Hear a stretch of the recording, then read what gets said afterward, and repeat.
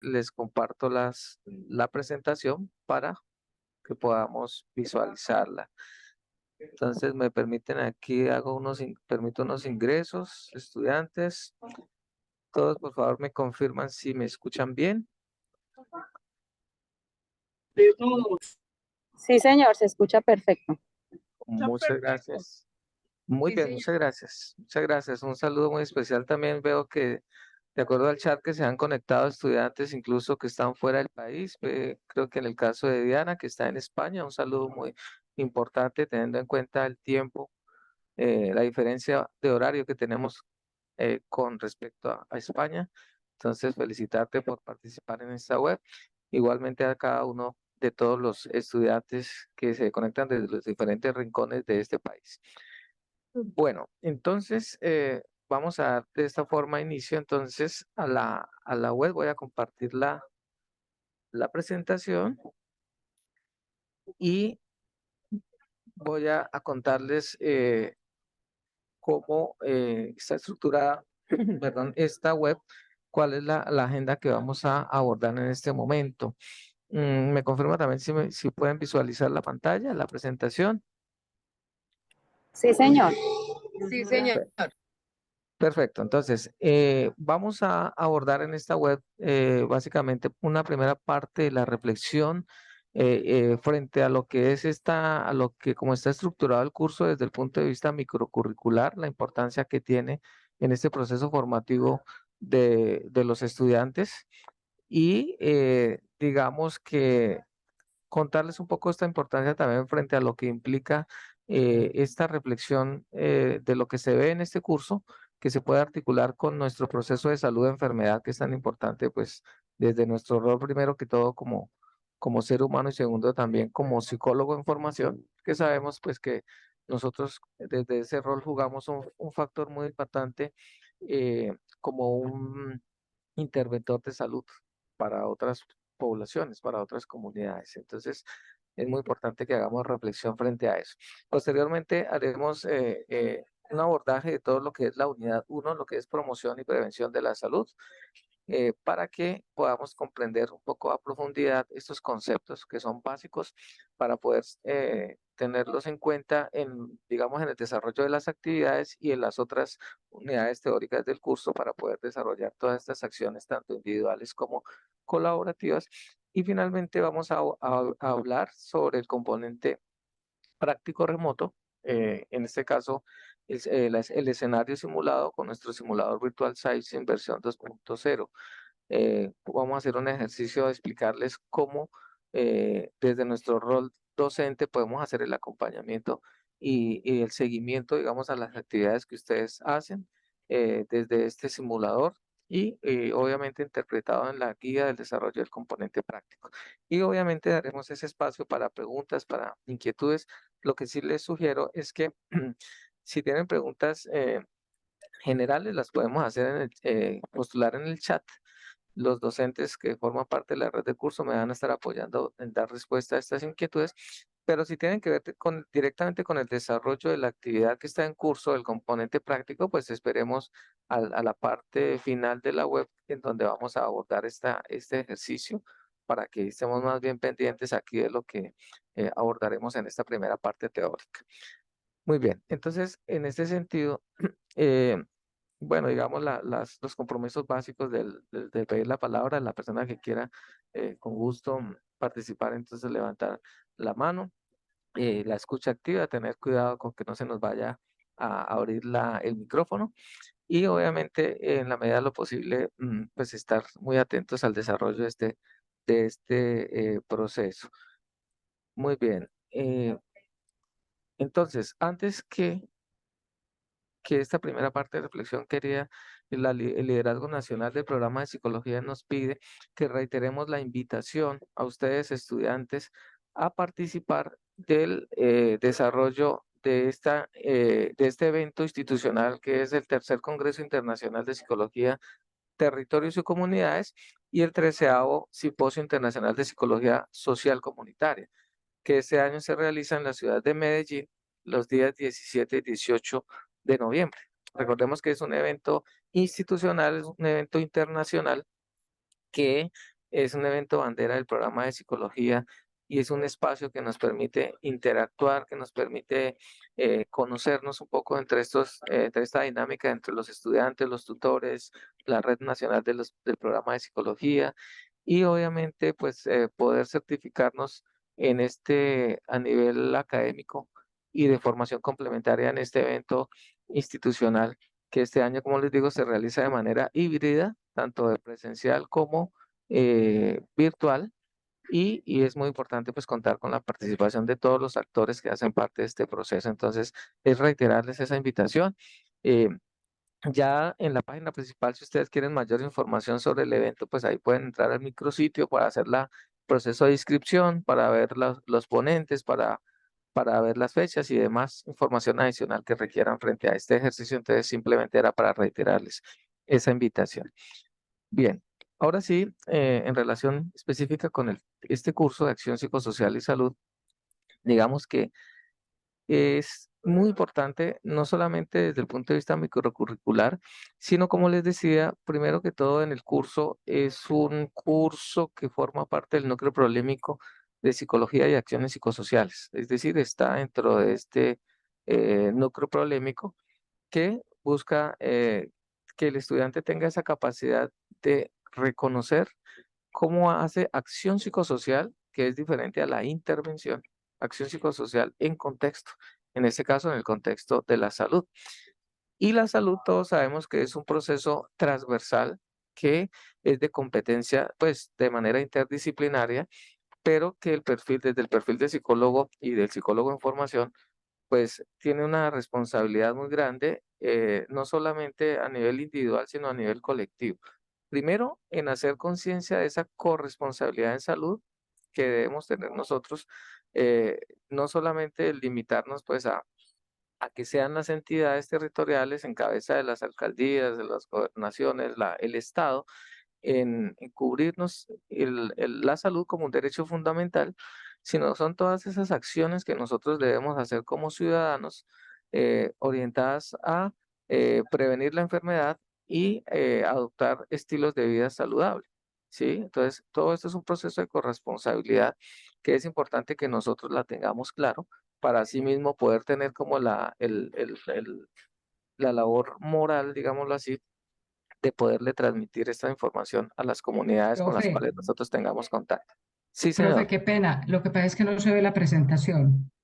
Se ve usted hablando, pero no se ve la presentación. Ah, gracias, gracias. Ahí en este momento no Sí, la... sí se ve. Sí, sí se ve Exacto. la presentación. Ay, Sí, el ahí está mío no. compartida. Sí, nosotros Sí, lo ahí vemos. está compartida. Ahí está compartida, profe Clara. Ok, gracias. Perfecto. Gracias. Entonces les decía que sí es importante, digamos, tener esa claridad de lo que es la salud. Por eso este curso es fundamental en esa conceptualización y sobre todo en esta unidad uno lo que tiene que ver promoción y prevención de la salud, que ya lo vamos ahorita a abordar.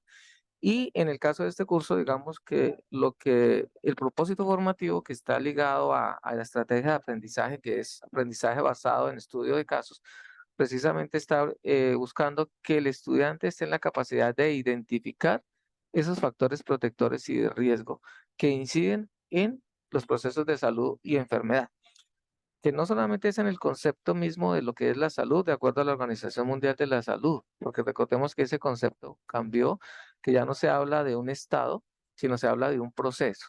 Sabemos que la salud está muy ligado a la enfermedad, que hoy estamos en teoría con una sensación de bienestar porque pues podemos hacer nuestras actividades cotidianas, trabajar, estudiar, relacionarnos, etcétera, pero en algún otro momento de la vida no lo podemos hacer por cualquier circunstancia eh, que tenga que ver con, digamos, con una concepción individual o con una concepción externa, que de pronto no está dentro de nuestro alcance. Entonces, estos factores protectores y de riesgo que podemos identificarlos, obviamente van a incidir o se van a convertir en esos determinantes sociales que inciden en esas condiciones de salud de los sujetos y de los colectivos. Porque además la salud no es un concepto individual únicamente, sino también se habla de salud mental comunitaria o de salud comunitaria. Entonces, también es importante tenerlo claro. Y esto articulado con lo que es la normatividad en relación, por ejemplo, en el caso de la salud mental, la ley 1616 de 2003, que habla precisamente de ese concepto de salud mental que ya no solamente se liga, como se hacía anteriormente, a ese estado de integral de salud física, emocional, incluso hasta espiritual, sino que se habla, digamos, de todas aquellas situaciones que le permiten al ser humano poder interactuar en sus diferentes áreas de funcionamiento, que le permiten desplegar esos recursos. Cuando se hablan de recursos, no son Entonces, Tati, recursos, no son limpiaron las recursos divisiones de la pieza, económicos. en el baño, subieron los tanques y dejaron el techo. Disculpa, hay un micrófono que está ¿Qué abierto, no por entiende? favor, ¿Qué no entiende desintegrarlo. ahora? ¿Cómo así? Subieron las paredes Permítame, de todos los lados, de la puerta, de las Angeli, piezas, por todas las favor, cosas. cierra tu micrófono. Pues ahí por ya vamos, favor. dice. Ok, gracias, Angeli. Entonces, en esta parte, precisamente, esta normatividad, digamos, es muy importante esa conceptualización de lo que es la salud mental y, por supuesto, los conceptos de la Organización Mundial de la Salud frente a lo que es la conceptualización propiamente dicha y precisamente de cómo la articulamos a nuestra vida cotidiana y, obviamente, a lo que se espera en el marco de este curso como propósito formativo.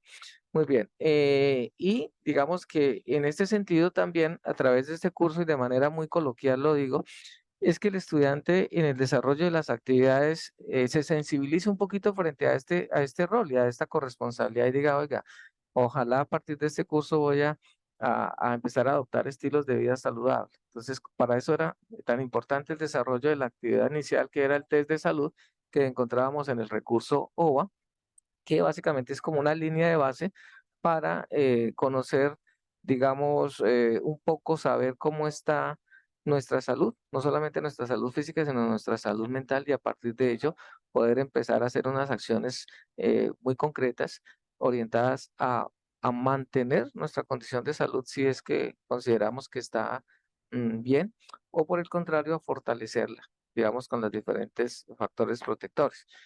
Entonces, básicamente es eso. Este curso seguramente les va a dar las competencias para poderlo hacer, les va a sensibilizar frente a esa corresponsabilidad y también les va a permitir al final del curso poder tener la comprensión y la competencia para poder establecer planes de acción contextualizada en el escenario de la salud, que es tan importante inclusive para el desarrollo de sus prácticas profesionales del programa de psicología en el escenario 2, que deben tener una perspectiva precisamente de la psicología de la salud. Entonces, esa era la primera partecita que quería yo, digamos, abordar para ahí sí de esta forma comenzar a abordar propiamente ya lo que es la parte conceptual y teórica de la unidad 1. Entonces, para este caso, quiero invitar a la profe Sandra Quiroz, que es una de las docentes que forman parte de esta red de curso que se encuentra en la ciudad de Pasto. No sé, profe Sandra, si se encuentra en este momento para que ella nos aborde esta primera parte.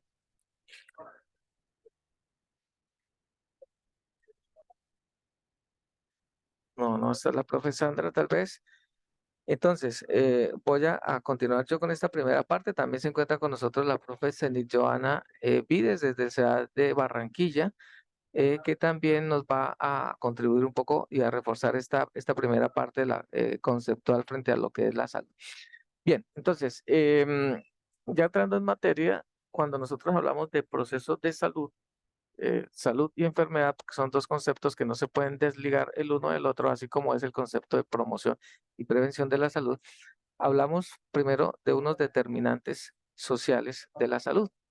Inclusive, si nosotros nos remitimos a los planes de intervenciones colectivas, a los planes territoriales de salud que deben desarrollar todos los entes territoriales, los municipios, los departamentos, el mismo estado, en relación a lo que son los programas de salud, desde lo que es salud pública, eh, hay algún documento que inclusive nosotros lo abordamos en la unidad 2 del curso, que es el Plan Decenal de Salud.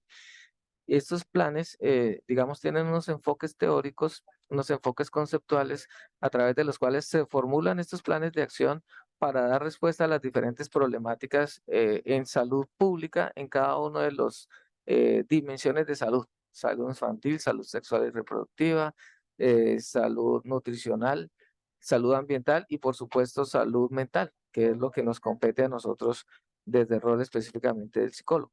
Entonces, en estos programas de acción, en esos planes territoriales de salud, tienen este enfoque precisamente de determinantes sociales, que básicamente lo que dice la teoría es que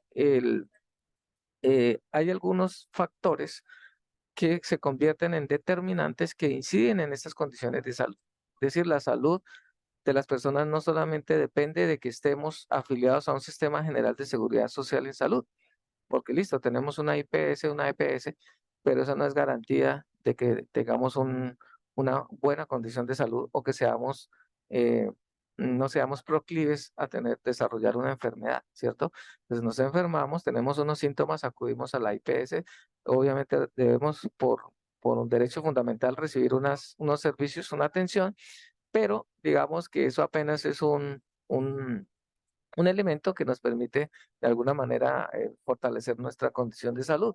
Pero hay otras situaciones que ya de pronto se salen del resorte del individuo y se convierten precisamente en estos determinantes. Entre ellos hablamos del medio ambiente, de la parte de asistencia sanitaria, de la parte biológica que está representada en las mismas, el factor hereditario que muchos de nosotros tenemos en enfermedades como el cáncer, por ejemplo, e inclusive en trastornos de salud mental como lo puede ser la depresión o algunos otros trastornos que tienen una connotación alta frente a lo que es ese factor hereditario.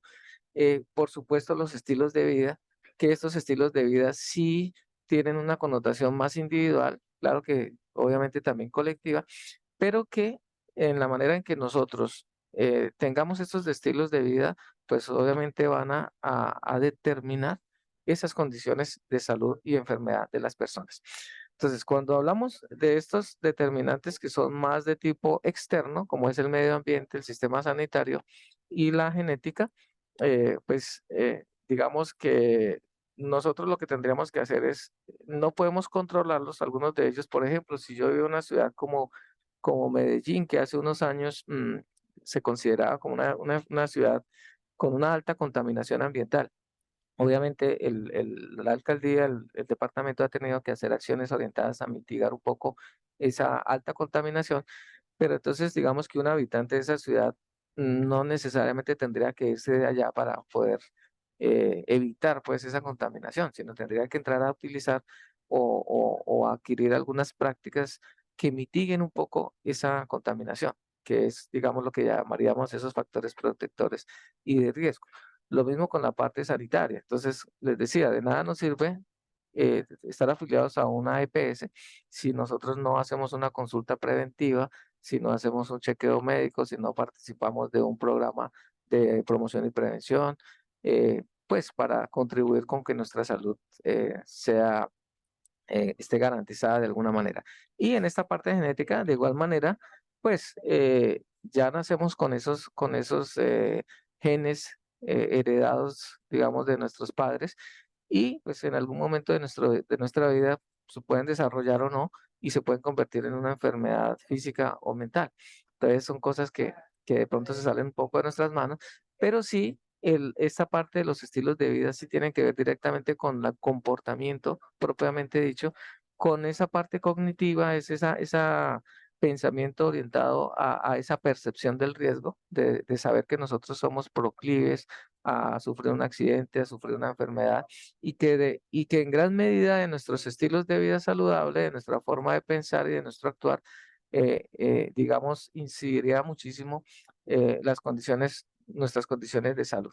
Entonces, ahí hay factores como, por ejemplo, el estrés, que sabemos que el estrés es una condición que es inherente a la vida y que no necesariamente pues es negativa, como todos a veces lo percibimos, sino es una reacción fisiológica que entra incluso a funcionar como un mecanismo de defensa, pero que afortunado o desafortunadamente muchas personas no tienen esa capacidad de esos afrontamientos positivos que le permitan pues mitigar un poquito el impacto de estas situaciones.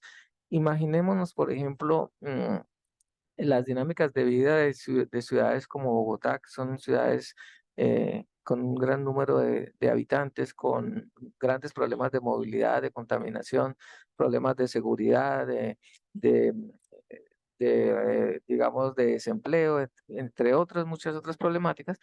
Y digamos que si una persona no tiene esas habilidades de afrontamiento de estas situaciones que le generan estrés, pues muy fácilmente puede, eh, digamos, traslaparse a una enfermedad fisiológica o sencillamente pues va a ser una persona que no va a tener una sensación de bienestar porque siempre va a estar ligado a una supervivencia, ¿cierto? Entonces, a diferencia de otra persona que pueda que viva en un municipio pequeño, que tenga la posibilidad de compartir más tiempo con su familia, que tenga sus necesidades básicas satisfechas, que sienta una sensación de seguridad, etcétera, entonces pues de alguna manera pues su salud puede que seguramente se vea más favorecida. Entonces, en ese sentido, recordemos que esa concepción de lo que es salud ya no se limita, como lo decía la Organización Mundial de la Salud, esa ausencia de enfermedad. Es decir, hace unos años, hace unas décadas, nosotros podíamos hablar de salud simplemente si no teníamos enfermedad, si teníamos ausencia de síntomas que me sugieran una enfermedad. Hoy en día ese concepto ya está desvirtuado. Y precisamente también en 1946 se hablaba precisamente de ese completo estado de bienestar mental y social, que era un concepto muy idealista, pues es muy complejo hablar de un estado ideal de bienestar o un estado completo. Entonces, digamos que todos esos conceptos han cambiado y en la actualidad básicamente se habla más bien de esa capacidad de mantener un estado de equilibrio apropiado a aspectos como la edad, que es lo que tiene que ver con el ciclo vital, y a las necesidades sociales. Por eso es tan importante ahí precisamente el, esta ley 1616, precisamente porque ese concepto de lo que es la salud mental es tan importante, tan valioso que los otros desde el rol de psicólogos lo podamos entender, comprender, porque es muy, precisamente es muy aterrizado, por decirlo de alguna manera, a lo que es esa dinámica de vida de las personas, que no solamente es esa supervivencia o ese estado de bienestar, sino es esa capacidad y ese equilibrio que nosotros tenemos y para poder suplir y cumplir todos los roles que hacemos a diario, en el rol laboral, en el rol de papá, en el rol de hijo, en el rol de estudiante, en el rol de un habitante, pues, sencillamente de una convivencia, etcétera, etcétera. Entonces, eso es la salud mental, básicamente. No es solamente esa ausencia de enfermedad, sino es esa serie de características, esas capacidades que nos permiten mantenernos en un estado de equilibrio y a partir de eso poder desplegar nuestros recursos emocionales, cognitivos, físicos, inclusive para poder desenvolvernos como personas desde cada uno de nuestros roles que ejercemos. Entonces, básicamente, eso es esta primera parte de lo importante que lo tengamos claro para conocer precisamente qué es la salud, el concepto de salud y los determinantes sociales de la salud. En ese sentido, entonces, conceptos claros como que la salud no es únicamente la asistencia sanitaria. Entonces, cuando hablamos de salud, siempre lo asociamos a ese contexto hospitalario. Entonces, y pensamos que a veces nuestro rol, si nosotros no trabajamos en una institución de salud, entonces como que no nos compete la salud. Entonces, nosotros desde nuestro rol somos interventores de salud, porque como les decía, la salud es un proceso transversal al ser humano, ¿cierto? Y nosotros los psicólogos tenemos una fuerte competencia en esa parte y sabemos que desde la disciplina hay una área muy importante del conocimiento que es la psicología de la salud, precisamente que tiene que ver con estos procesos.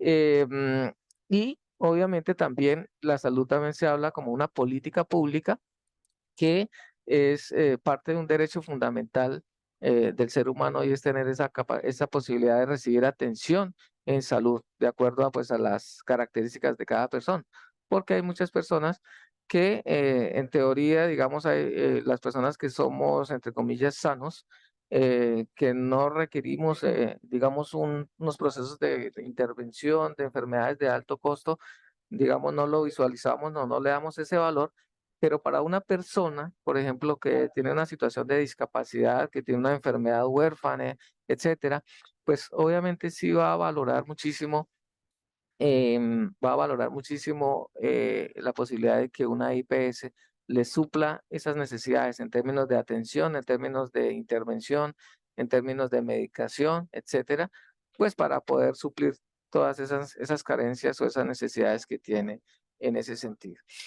Em, Precisamente, entonces, como lo veníamos diciendo, digamos que cuando hablamos de esos determinantes de salud, como los decíamos, que son esas situaciones que inciden, estos factores que inciden en las condiciones de la salud, también se describen como esas circunstancias en las que las personas nacen, crecen, trabajan, viven y envejecen, incluido el conjunto más amplio de fuerzas y sistemas que influyen sobre las condiciones de la vida cotidiana.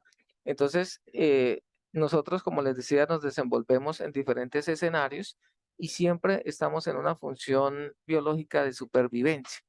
Pero entonces no podemos limitarnos precisamente a sobrevivir en en una situación compleja y hostil en muchas situaciones, sino que también debemos buscar un equilibrio para que esa convivencia y esa supervivencia se haga un poco más amable y más llevadera. Y ese contexto lo damos nosotros mismos, desde esa corresponsabilidad que generemos nosotros en poder hacer conciencia de la importancia que nosotros tenemos en tener estilos de vida saludables.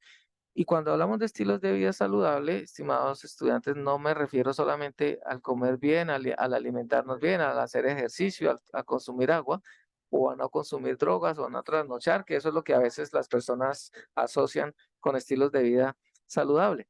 Significa también acatar las normatividades para poder, digamos, entrar en un proceso de convivencia adecuado en la ciudad en donde vivimos.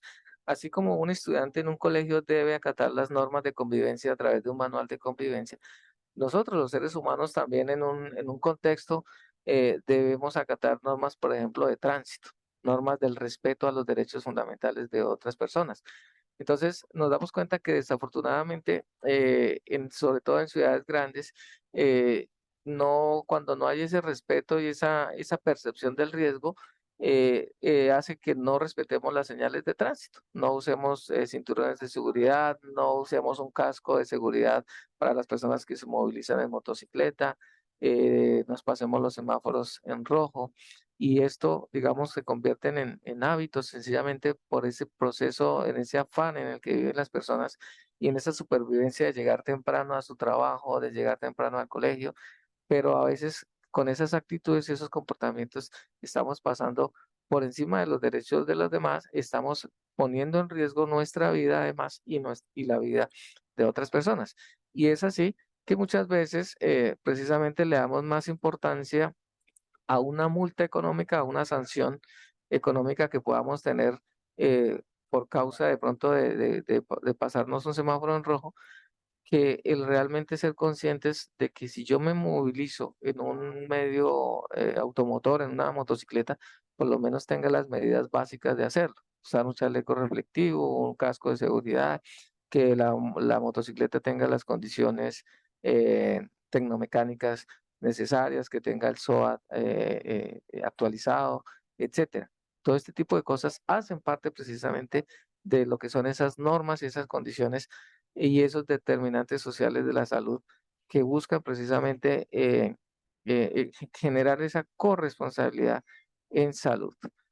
Bueno, hasta ahí vamos bien. No sé si haya alguna inquietud. Estaba dándole aquí ingreso también a otras personas que están esperando el ingreso. Sí, Bueno, sí. ya veo conectada a la profe Sandra, que no la había conectada, profe Sandra.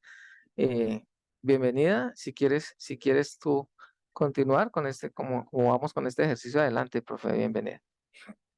Gracias, buenas tardes. Sí, vamos a la siguiente y Ya usted me dice cuando ingresamos con la otra compañera.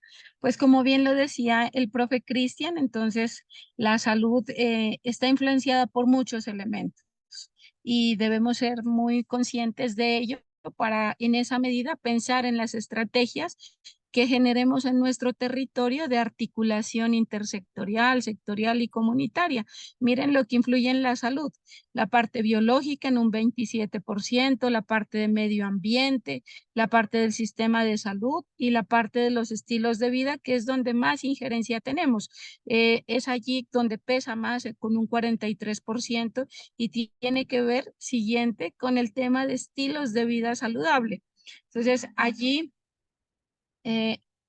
avancemos. Siguiente diapositiva. Eso, miren que aquí podemos observar lo que es los estilos de vida. Tenemos que estar muy pendientes de los patrones de alimentación, de los patrones de trabajo y descanso, del ejercicio y la vida sedentaria, de las conductas adictivas, de las conductas de riesgo social. Todo eso influye en nuestra salud. Entonces, cuando veo una persona con alguna sintomatología, ¿qué hay detrás de eso? ¿Qué situaciones están influyendo? ¿Qué situaciones lo están determinando? Y ver cómo a partir de esa articulación yo puedo favorecer su salud. Un poco es mostrarles que la enfermedad es resultado de todo el desorden social al que nos vemos expuestos, como lo mostraban en la anterior diapositiva, de todo ese desorden económico, porque hoy en día nos vemos cuestionados ante el hecho de que se está poniendo por encima del negocio, por encima de la salud, el negocio. Entonces eso nos pone a nosotros en un trabajo amplio de articularnos y de repensar estas lógicas a las cuales nos vamos a ver enfrentados en nuestras comunidades. Siguiente. Bueno, entonces es importante tener en cuenta que eh, algunas personas vamos a tener más factores de riesgo, más factores de protección y que eso solamente incrementa la probabilidad.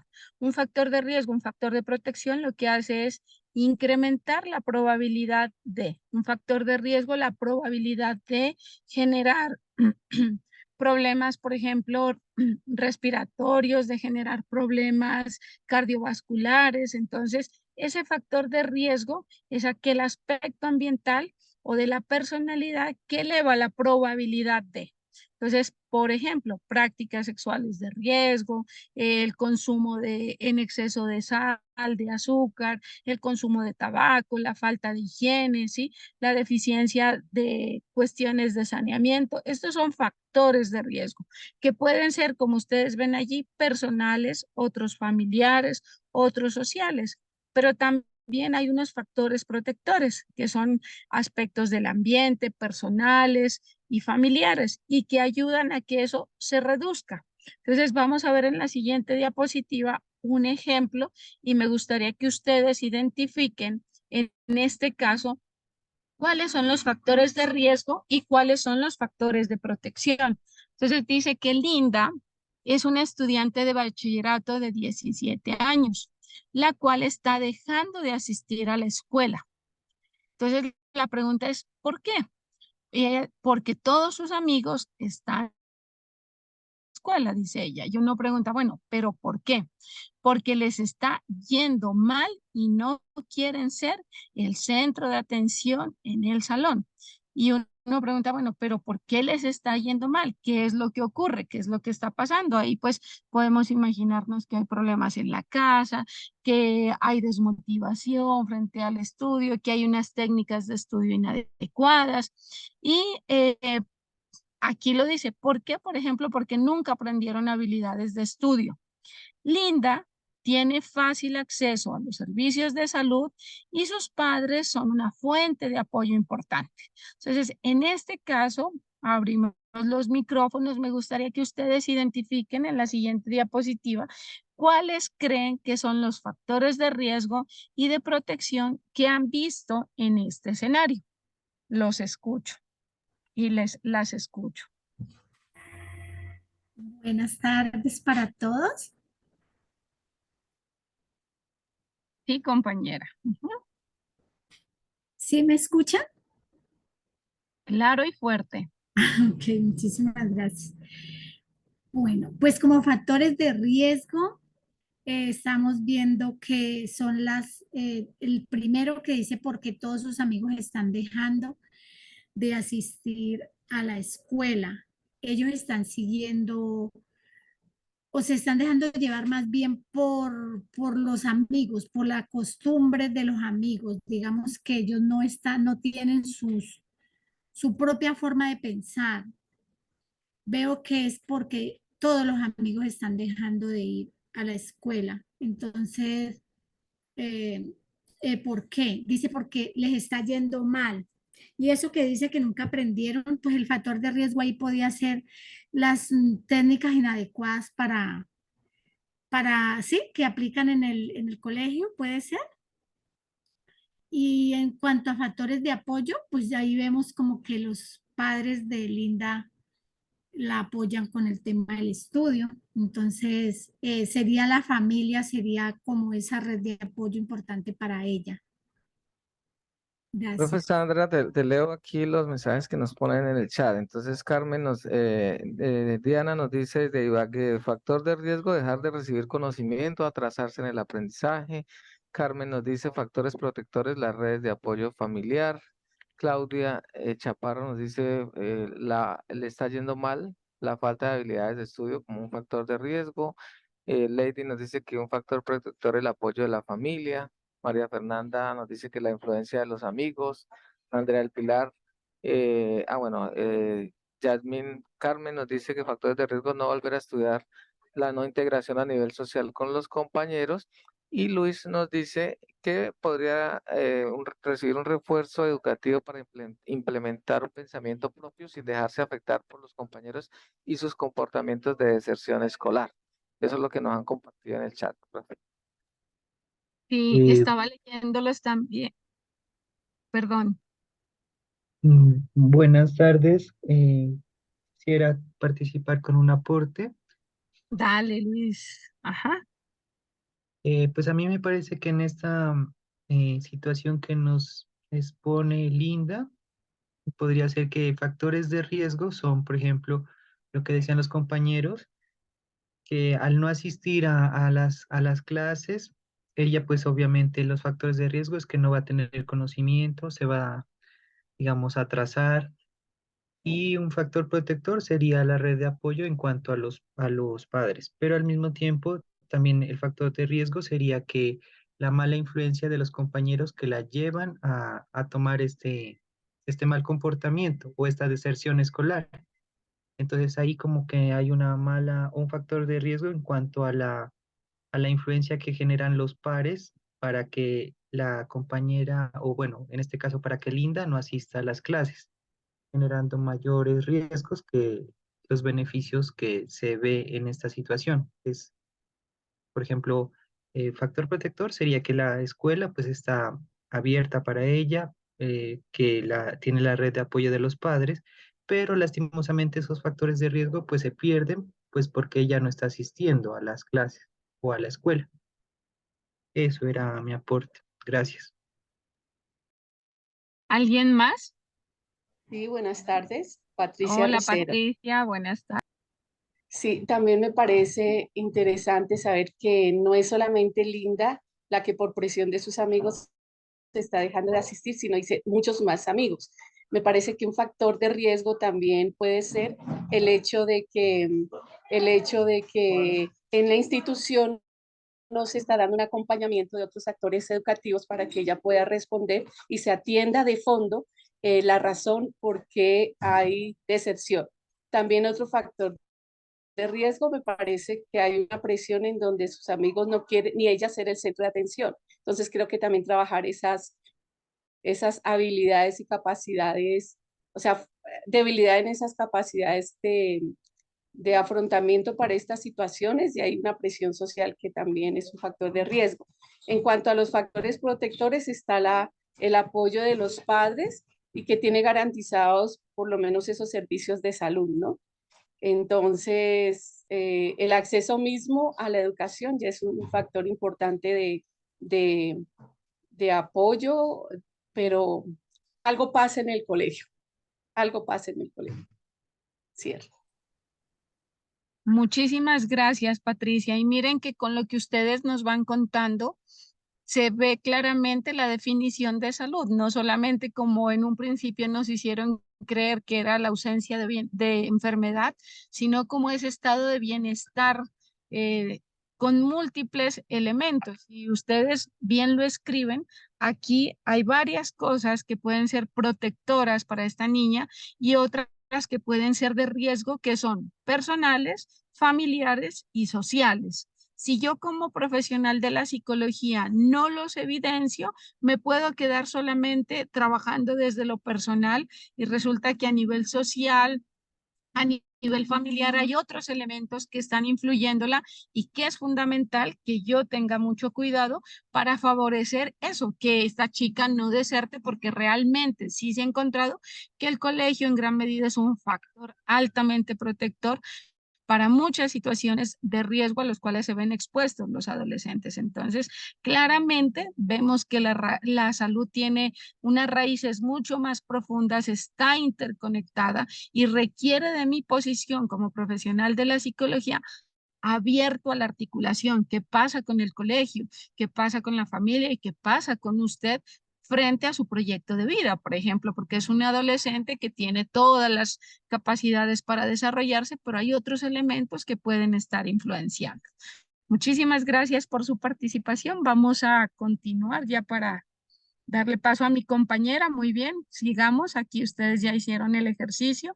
Entonces, miren que lo que la gente ve es que no, esta niña se quiere salir, que será lo que no le gusta, pero lo que la gente no ve es lo que hay debajo, ¿sí? Lo evidente es el síntoma, pero si no logramos mover esas otras situaciones de vulnerabilidad, los avances van a ser muy pocos. Y por eso hoy en día pues hablamos de el tema de determinantes sociales. Hay muchos elementos que están generando vulnerabilidad en la persona, en la familia y en la sociedad. Sigamos.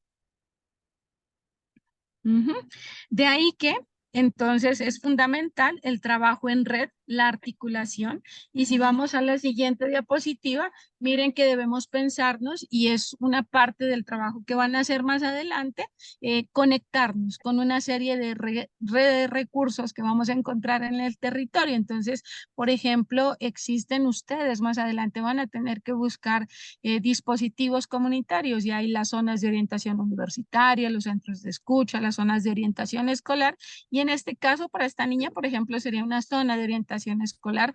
¿Qué hacen los dispositivos comunitarios? Brindan opciones de vida, permiten que la gente avance en su proceso. Entonces, y lo hace a partir de la conexión. Miren, aquí hay un ejemplo cuando se hizo con las universidades. Me conecto con salud, con educación, con cultura, con deporte, con toda la parte de bienestar, con consultorios jurídicos, porque todo eso es salud, todo esto, y no es pedirle a la gente que haga más, sino que haga lo que sabe que hacer desde una lógica de inclusión, desde una lógica que le permita a las personas tener opciones de vida. Y yo como psicólogo se las puedo dar, pero si me articulo, más van a ser las opciones. Sigamos. Entonces, ya en eso a nivel de macro contexto, de relaciones más grandes, a nivel individual, ¿qué tendría con el caso que les presentaba? Algo que nosotros podemos acceder. Primero, tamizaje, permitirle ver a la persona el nivel de riesgo. Para eso son los tamizajes, para mirar el nivel de riesgo en el cual yo me encuentro. Luego del nivel de riesgo, y hay muchas pruebas, por ejemplo, en el tema de consumo hay el CASE, hay el audit, está el APGAR familiar, tamizo, para que la persona se dé cuenta de cuáles son sus factores de riesgo. Luego, dependiendo del nivel, puedo aplicar algo que se llama el consejo breve, o puedo pasar algo que se llama la intervención breve, o en algunos casos, como lo ven en el triángulo, hay muy pocas personas que requerirán tratamiento más intensivo, pero es en la base comunitaria, es en los recorridos de calle, es en el trabajo de campo donde yo puedo generar mayor impacto para que gestionemos el tema de la salud. Sigamos, gracias. Aquí ustedes pueden ver Entonces, ¿cómo son esos niveles de prevención? En el caso que veíamos, hablaremos de una prevención universal porque vemos que es necesario la promoción, la educación, ¿sí? Vemos que si ya hay como que el semáforo en amarillo ya me indica de que debo tener en cuenta unas situaciones, pues entonces me iría hacia la prevención secundaria. Ya hay unos mayores riesgos, ya necesito generar otro tipo de estrategias y ya finalmente me llego a la última parte que es la prevención terciaria, que ya tiene que ver con tratamiento y rehabilitación. Pero si volvemos al triángulo, miren que muchas personas están en la parte de tamizaje, entonces es todo lo de prevención primaria, todo lo de promoción, todo lo de fomento de la educación. Entonces, ese es el gran grueso. Vámonos al triángulo y son muy pocas las personas que van a requerir prevención terciaria, tratamientos de rehabilitación. Incluso el sistema de salud está cambiando, y ya lo vamos a ver más adelante, para que muchas de las cosas se resuelvan en la base, en la parte primaria. Pero eso se resuelve siempre y cuando yo me articule con la oferta de servicios que yo encuentro, que no solamente es salud, porque la salud no solo es responsabilidad de la parte de salud, sino de muchos actores. Sigamos.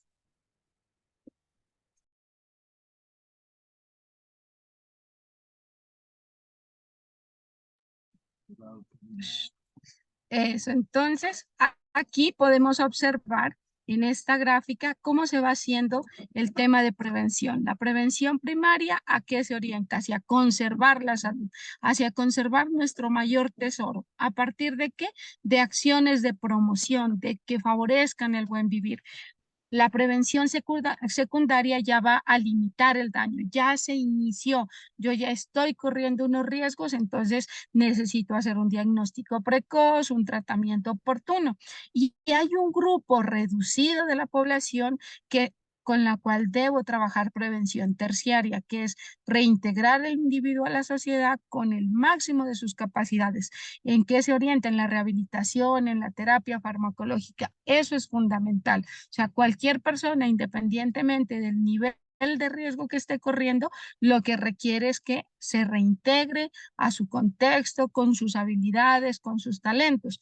Antes no lo veíamos así, lo que se hacía era generar estigma, generar exclusión, y lo que hemos visto es que eso agudiza la sintomatología. Lo que debemos hacer es a las personas volverle su mundo un parque y no una jaula, porque eso agudiza la sintomatología. Y si vemos el triángulo que les proyecté hace un rato, hay un gran grueso que estamos en un estado de prevención primaria, prevención secundaria.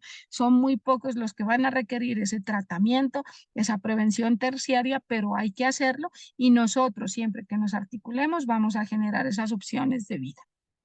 Listo. Siguiente.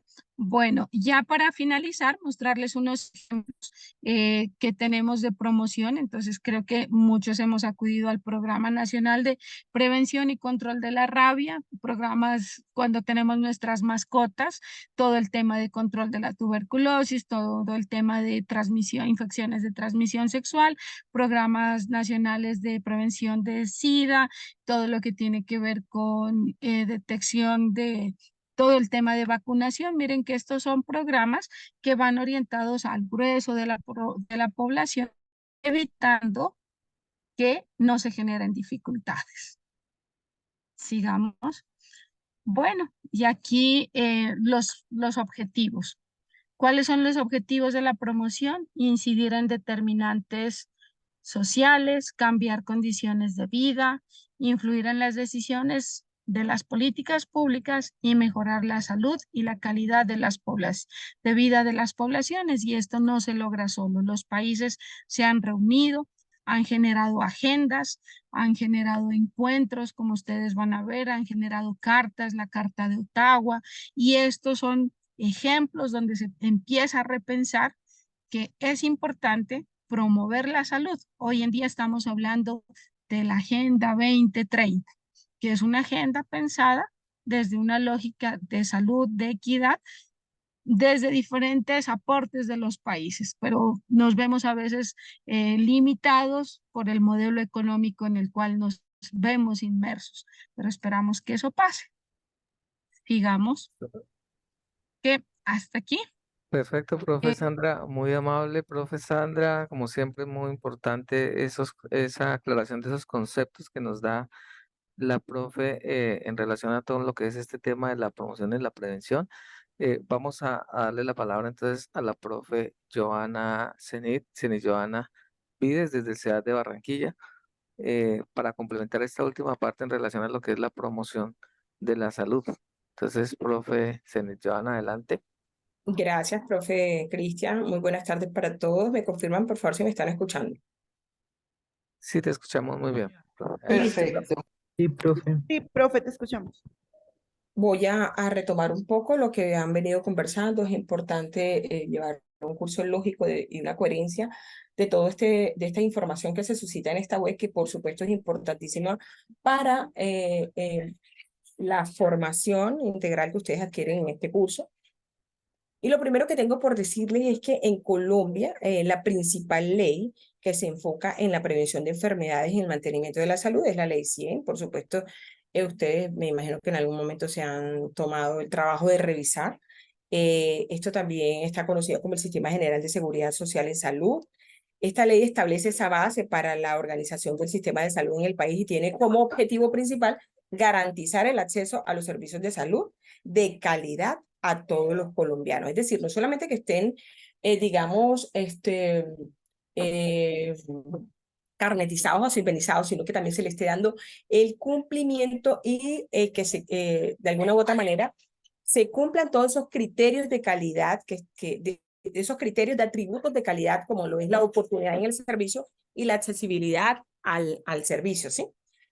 Además de la ley 100, por supuesto, y les doy esta perla, no sé si lo conocían, tenemos la ley 1751 del 2015, que es importantísimo que la revisen porque en estas, digamos que se describen las fases, los equipos necesarios para la definición y las características de las fases de servicios de salud en el fomento y en el mantenimiento de la salud, en lo que tiene que ver con la promoción de la salud, la prevención de la enfermedad, el diagnóstico, el tratamiento de la enfermedad, la rehabilitación de las secuelas que deja la enfermedad y por supuesto también lo que tiene que ver con paliación y muerte. Entonces, importante que revisen allí la 1751 del 2015.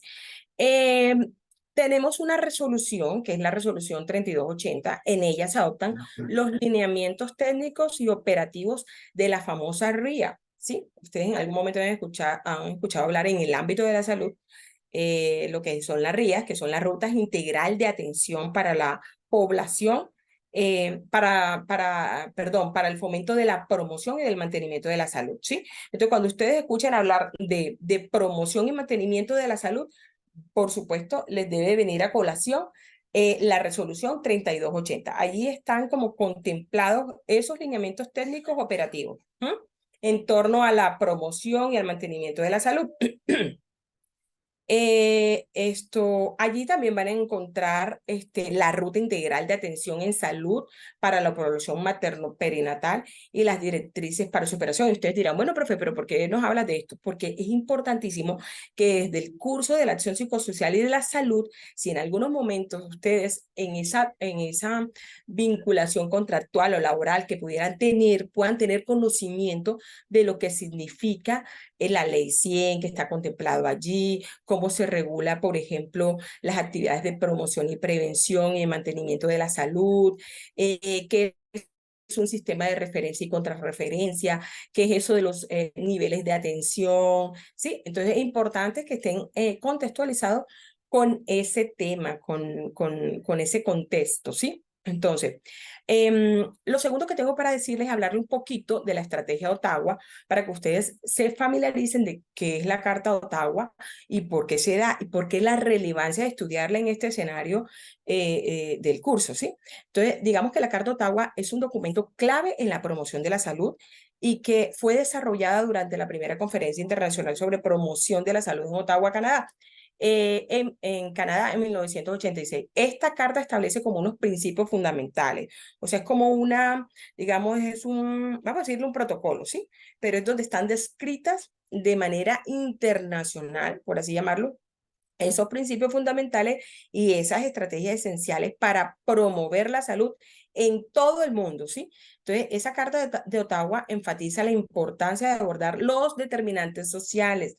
Ojo, recuerden que los determinantes sociales son todas aquellas y cómo estos influyen en las condiciones y en la calidad de vida de las personas. Y ya se lo venía diciendo el profe Cristian y la profe Sandra, han venido pilando en eso, creo que lo tienen claro. Por supuesto que esos determinantes sociales en algún momento no, influyen y determinan las condiciones y la calidad de vida. Ustedes se darán cuenta, por ejemplo, en la medida en que menor sea el grado de instrucción y el nivel socioeconómico en el que se asiente una comunidad, en esa medida van a haber baches, brechas, inaccesibilidad a servicios de salud, de educación, de agua potable, de vivienda digna con las condiciones adecuadas, de un trabajo digno que les genere el sustento de la familia. Entonces, todos esos determinantes sociales sí que inciden en la calidad de vida de las personas y, por supuesto, de alguna u otra manera también en las condiciones de vida de ese grupo, ¿sí? Entonces, dentro esa Carta de Ottawa es muy importante porque aborda esos determinantes sociales, como ya se los había dicho, pero también adopta un enfoque holístico para la mejora de la salud de las poblaciones. ¿Qué contiene esa Carta de Ottawa? Bueno, digamos que construir una política saludable. Mire, las políticas públicas de alguna u otra manera determinan y la población de la salud comienza con la formulación de políticas que promuevan esa equidad, ¿sí? En la salud y que aborden esos determinantes sociales. Esto implica trabajar en conjunto con diferentes sectores. Hay que articularnos, ¿sí? Los gobiernos, las instituciones privadas, las instituciones gubernamentales, ¿sí? Todos los actores implicados en el proceso que de alguna u otra manera emitan y que eleven políticas públicas que optimicen el bienestar y que influyan en las condiciones en las que las personas viven, se desarrollan, se desenvuelven, etc. ¿Qué otro ítems contempla la Carta de Ottawa? Bueno, crear entornos que apoyen a la salud, no solamente la salud física, sino también las redes de apoyo, la salud comunitaria, la salud colectiva, ¿sí? Esto, de alguna u otra manera, incluye la creación de comunidades seguras, ¿sí? En donde haya acceso a alimentos saludables, ¿sí? No es lo mismo alimentarte, no sé, con embutidos que alimentarte con, no sé, pescado y pollo, ¿sí? O sea, los micronutrientes que contienen ese alimento que te estás llevando a la boca, de alguna u otra manera también te genera, te proporciona las vitaminas, los minerales que necesitas. Y imagínate una persona que de pronto viva del día a día, de pronto de reciclaje y de pronto se alimenta con un pan, gaseosa y un embutido, pues por supuesto que su salud no va a ser la más óptima, ¿no?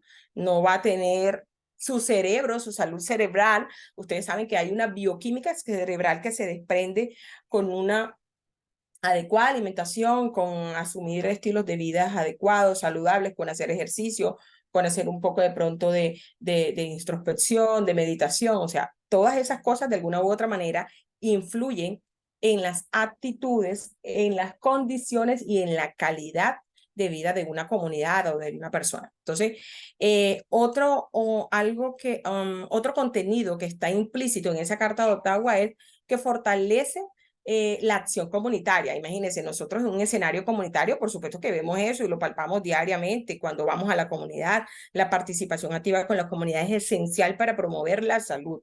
Entonces, las comunidades deben ser lo suficientemente empoderadas, ¿no? Para tomar esas decisiones que afecten la salud y el bienestar del colectivo, no solo de la persona, no solo del individuo, sino del colectivo. Y ahí hay que hacer mucho. Me tiene como ofendida. ¿Cómo? 14 Por de favor. octubre. Por favor, vamos a cerrar No, el pues si micrófono. fuera de este mes. Por favor, vamos a cerrar micrófono. Bueno, listo. Entonces, ya habiendo contextualizado a ustedes de por qué hablamos de esto, de por qué hablamos de actividades de prevención y promoción, digamos que eso tiene una razón de ser y está contemplado en ese artículo o en esa Carta de Ottawa.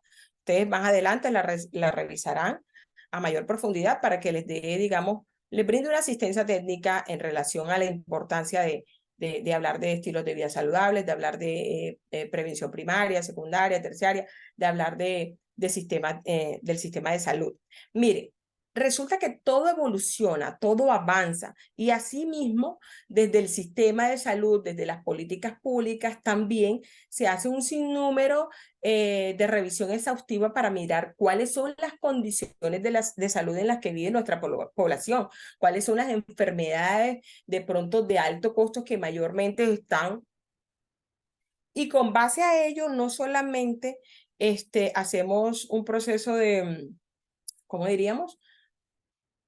De mejora continua al sistema de salud. Entonces, ya la promoción de la salud se centra en fomentar estilos de vida saludables y de prevenir enfermedades antes de que ocurran, ¿verdad? Pero hoy por hoy estamos tratando de adoptar no solamente hablar sobre la promoción de salud, ¿sí? Que por supuesto está centrada en esos estilos de vida saludables, en prevenir enfermedades, ¿sí? En establecer estrategias para minimizar ese sinnúmero de flagelos a los cuales estamos expuestos. Ahora hablamos de algo muy importante que se llama mantenimiento de la salud, ¿sí? Entonces, el mantenimiento de la salud puede sugerir un enfoque más continuo en el bienestar y en la atención preventiva a lo largo del tiempo. Esa es la gran diferencia. Cuando hablamos de promoción de salud, nos centramos simplemente en esos estilos de vida saludables y en prevenir enfermedades. Cuando hablamos de mantenimiento de la salud, hablamos o invitamos al colectivo a que surja un enfoque más continuo en ese bienestar y que permanezca en el tiempo, ¿vale? Bueno, profe, listo. Hablemos entonces de los niveles de atención. Entonces, dentro de los niveles de atención, allí justamente ustedes están viendo que tenemos un primer nivel, un segundo nivel, un tercer nivel. Entonces, en el primer nivel de atención,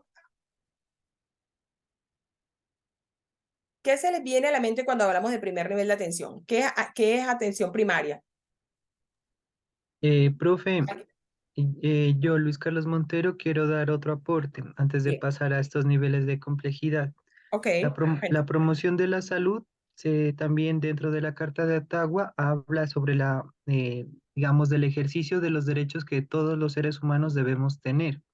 En Por ese supuesto. sentido, entonces la educación en salud es fundamental para esa promoción de la salud que se dice, porque independientemente de la persona, pues todos tienen una apreciación de lo que es salud y cómo la pueden ejercer.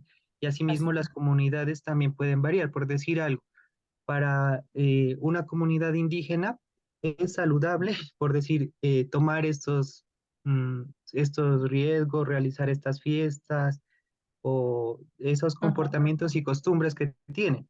Sin hacer la investigación pues, científica, muchos considerarían que no son apropiados o que de pronto pueden generar un riesgo para la salud, pero dentro de la cultura está respetar esos derechos que estas personas tienen a su identidad cultural.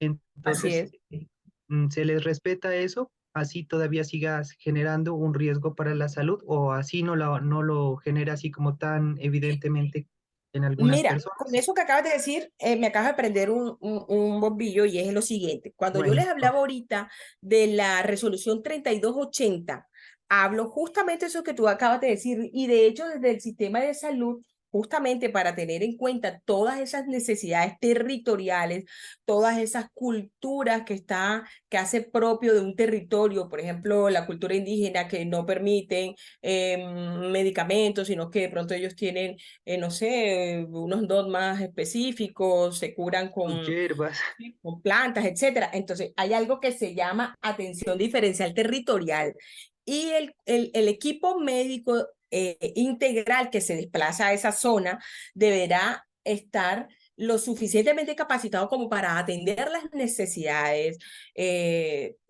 la idiosincrasia, la cultura, deberá haber una persona que interprete la lengua para que pueda servir de ese puente de comunicación entre el grupo étnico y el personal médico. Quiere decir que allí, de alguna u otra manera, se tienen en cuenta todos esas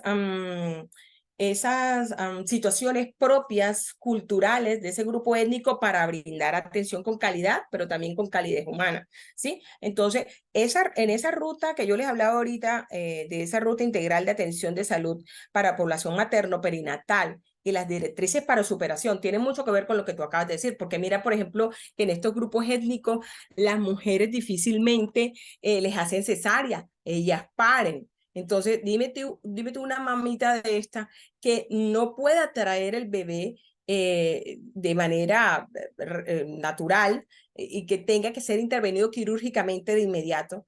¿Cómo hace para hacer ese proceso de sensibilización para que la persona acceda a recibir ese servicio médico, ¿sí? Entonces, es muy importante lo que tú acabas de traer a colación, poder ajustar a Esos esas saberes, ¿no? necesidades territoriales. ¿Ok? Listo. Vale, Ok, profe, gracias. ok, perfecto. Entonces, bueno, profe. Ok, aquí está la... Sí, veo, profe, que hay algunos, están levantando la mano otras Bueno, estudiantes. Si cuéntame para mí. quieren, adelante, Dale. eh, adelante, Carolina. Buenas tardes, estimado tutor y tutora. Pues yo entiendo como primer nivel esos centros de salud o consultorios médicos donde las personas tienen un acercamiento directo, o sea que no, o sea, está lo más básico, un centro de salud de un Ujú. municipio, por ejemplo, Muy bien, muy porque si bien. ya nos vamos a un segundo nivel, ya sería en la ciudad de Tunja, el Hospital San Rafael, que ya cuenta con un nivel más alto y donde se encuentran Ok. diferentes especialistas. Ok, entonces ese nivel de atención primaria, digamos que en particular desempeña un papel crucial en la prevención, en el manejo temprano de las enfermedades, lo que puede reducir la necesidad de atención en niveles superiores, ¿sí? Entonces, importante hacer siempre prevención, ¿qué? De tipo primaria, ¿verdad? Porque eso, uno, de alguna u otra manera, ustedes saben que vas a la clínica y está colapsado, la capacidad instalada del servicio está mejor dicho, no hay donde atender a los usuarios, etcétera, etcétera. Entonces, en la medida en que hacemos eso, en que enfatizamos en la prevención primaria, primero abaratamos costos al sistema, ¿sí? Porque eso de alguna u otra manera hace que otras personas que requieran realmente el servicio, que son esos pacientes hiperfrecuentadores que van por todo, eso hace un derroche en el sistema y en los rubros que se destinan para atender las necesidades de la población. Entonces, importantísimo intervenir allí, hacer prevención primaria. La atención secundaria, en esta encontramos ya lo que tú decías, sus especialidades como cardiólogos, como cirujanos, oncólogos, ¿sí? Entonces, la tecnología, digamos, que se emplea tiene una tecnología de punta, con una capacidad instalada un poco mayor para albergar, digamos, todas las necesidades de los usuarios que llegan. La atención terciaria, en este nivel se encuentran los centros médicos mucho más especializados. La atención terciaria incluye cirugías de alta complejidad, tratamiento, enfermedades poco frecuentes de alto costo, atención de unidades de cuidados intensivos. Y la atención cuaternaria es precisamente esa atención donde se enfoca en la evaluación, en el tratamiento de pacientes en las condiciones extremadamente complejas, enfermedades de alto costo, incluso lo que es la paliación y el manejo del dolor aplica aquí, porque generalmente son enfermedades de alto costo que se han diagnosticado. Y listo. Bueno, los niveles tenemos el primer nivel de atención, el segundo nivel de atención, el tercer nivel de atención, y se corresponde justamente con lo que hemos venido diciendo. Bueno, en la medida en que se sube a mayor escala en cuanto al nivel, mayor será la complejidad del servicio que se dispone para la prestación de este, ¿sí? Entonces, especialistas, tecnología de punta, intervenciones quirúrgicas, cuidados paliativos, manejo del dolor, etc. No sé qué pregunta tienen al respecto hasta aquí, si todo les quedó claro, si tienen algo por comentar. Profe, los servicios de promoción de la salud que son como para, si las personas están sanas, van a consulta médica como para un chequeo y mantenerlas sanas, esas también están en el primer nivel, ¿cierto? Por decir algo, lo que se llama lo de vacunación, lo de, que dicen crecimiento y desarrollo, joven sano. Sí, sí, se Entonces, supone. esos, no, se supone que todo- les hacen los exámenes y están bien, los siguen manteniendo sanos. Es justamente lo que de los que yo les hablaba al principio, que no solamente debemos hablar de la promoción de la salud, que se centra solamente en fomentar estilos de vida saludables y en prevenir enfermedades, sino que además de ello debemos hablar del mantenimiento de la salud, porque digamos que este enfoque es más continuo, ¿sí? Se permanece en el tiempo, genera bienestar para todos, para el común colectivo, ¿sí? En relación a la atención preventiva a lo largo del tiempo. Esa es la gran diferencia entre hablar de prevención y promoción. ¿Sí? A hablar a transitar del enfoque al enfoque de mantenimiento de la salud. El mantener la salud en el tiempo implica ganar para todos, para el sistema de salud, para el gobierno, para las personas, para los individuos, las familias, para las entidades, para las clínicas que operan en el servicio, hospitales, etcétera, ¿sí? Ok, profe, Joana, muchas gracias. Vamos a dar paso a una última pregunta antes de entrar en materia con el tema de la actividad que está en curso, con el componente, el escenario simulado. Entonces, Luis, adelante, tienes la mano levantada. Buenas tardes para todos, tutores, compañeros. Profe, yo tengo pues es como una duda, ¿no?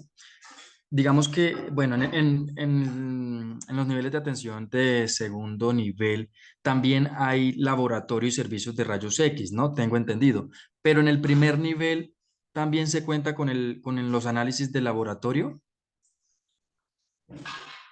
Bueno, el tema de los análisis de laboratorio, recordemos Bueno, que mira. son actividades, perdóname que te adelante la respuesta, profe Joana, y es que, digamos, en los diferentes niveles de complejidad, por ejemplo, el nivel inicial, que es, por ejemplo, una consulta básica por medicina general, obviamente el médico requiere de complementar los exámenes de laboratorio para poder tener una impresión diagnóstica mucho más certera.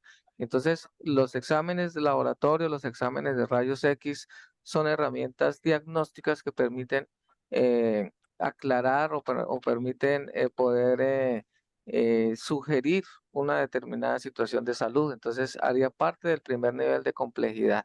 ¿Sí? Entonces, me parece también importante y fortalecer lo que decían ahorita frente a lo que es esta parte sociocultural. Entonces, que cuando nosotros precisamente hacemos acción psicosocial con comunidades y desde el nivel asistencial, obviamente hay unos parámetros en lo que tiene que ver con la promoción y la prevención de salud, pero también hay unas representaciones sociales que tienen las personas, que tienen los colectivos, que tienen que ver con pensamientos, que tienen que ver con comportamientos, rituales, que hacen parte de su acervo cultural y que obviamente es respetable y que se debe respetar precisamente en el ejercicio y en la acción de la psicosocial. Por eso es muy importante hacer esa aclaración entre lo que es la intervención y la acción. Y nosotros desde el ejercicio del psicólogo y desde precisamente esta impronta comunitaria, nosotros básicamente hacemos esas acciones de acción psicosocial, básicamente un acompañamiento en donde hacemos procesos de empoderamiento comunitario orientado precisamente a dar las herramientas para que sean las personas, los individuos y los colectivos los que hagan esos procesos de transformación, que implica precisamente en este contexto de salud que esas personas desplieguen sus recursos personales, económicos, emocionales, del conocimiento y demás, orientados a, pues, a tener ese equilibrio en su salud física y su salud mental.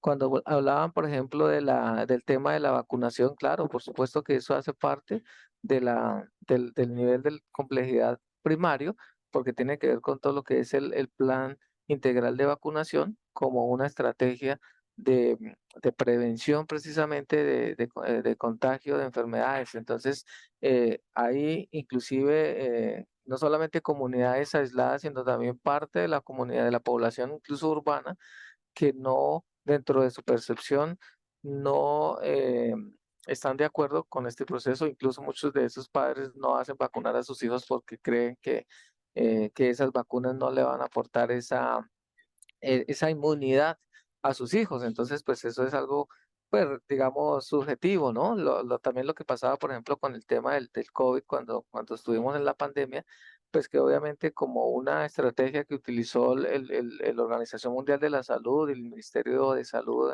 en los países, pues ese esquema de vacunación como una forma de contrarrestar un poco estos efectos, ¿no? Pero digamos que el libre albedrío en que las personas quisieran vacunarse o no. Esos ya son eh, decisiones individuales, decisiones colectivas que las personas emiten, que las personas adoptan precisamente de acuerdo a su pensamiento, de acuerdo a su creencia que tienen precisamente frente a lo que es las condiciones de salud. Por eso es tan importante esta parte que hablábamos de esos arraigos socioculturales y, si eso, y de esas creencias en salud que tiene cada individuo y el papel preponderante que juega en esas condiciones de salud. Muy bien, entonces en ese sentido, y ya teniendo en cuenta que se nos va pasando el tiempo, quiero que continuemos aquí con esta última parte, ya en lo que tiene que ver con el desarrollo de la actividad que está en curso, que es la actividad del paso 2, que yo sé que muchos de los estudiantes que se conectan a las web lo hacen también pensando en que en estos espacios se van a dar claridades frente a lo que es el desarrollo de la actividad. Entonces, quiero que estemos muy atentos aquí para poder dar algunas claridades en este sentido, para poder explicarles cómo es la dinámica del desarrollo de esta actividad, más allá de que ustedes tienen una guía guía del desarrollo del componente práctico, y ahí prácticamente les dice, como un instructivo, les dice todo el paso a paso que ustedes deben seguir para acceder a esta herramienta, a este simulador virtual SiteSim versión 2.0, y que es ese escenario simulado en donde ustedes van a desarrollar estas competencias en lo que tiene que ver con las diferentes fases del proceso. Entonces, de manera general, recordemos en qué consiste este ejercicio. Y ustedes ingresan al simulador, que no tienen ninguna restricción, ningún usuario, ninguna contraseña, sino de manera directa acceden desde el link que aparece alojado ahí en la parte inferior del foro de esta actividad del paso 2. Y allí básicamente el software nos permite, nos da a conocer unos personajes que nosotros debemos elegir uno de ellos para que ellos nos hagan el recorrido por este escenario simulado. Entonces, allí en esta guía del componente práctico, como se la estoy presentando aquí, está, digamos, ese paso a paso que viene en una primera parte un saludo de bienvenida en donde les indica precisamente estos personajes que les van a hacer el acompañamiento, que ustedes lo eligen para poder hacer el proceso con cada uno de los relatos multidimensionales o los estudios de caso que deben revisar. Cuando ustedes posteriormente eligen el representante o el personaje, ya viene una información de contexto, que es lo que tiene que ver con algunos procesos complementarios al simulador. Y pero antes de eso, obviamente vienen los relatos multidimensionales. Recordemos que este mismo simulador se usa en otros cursos.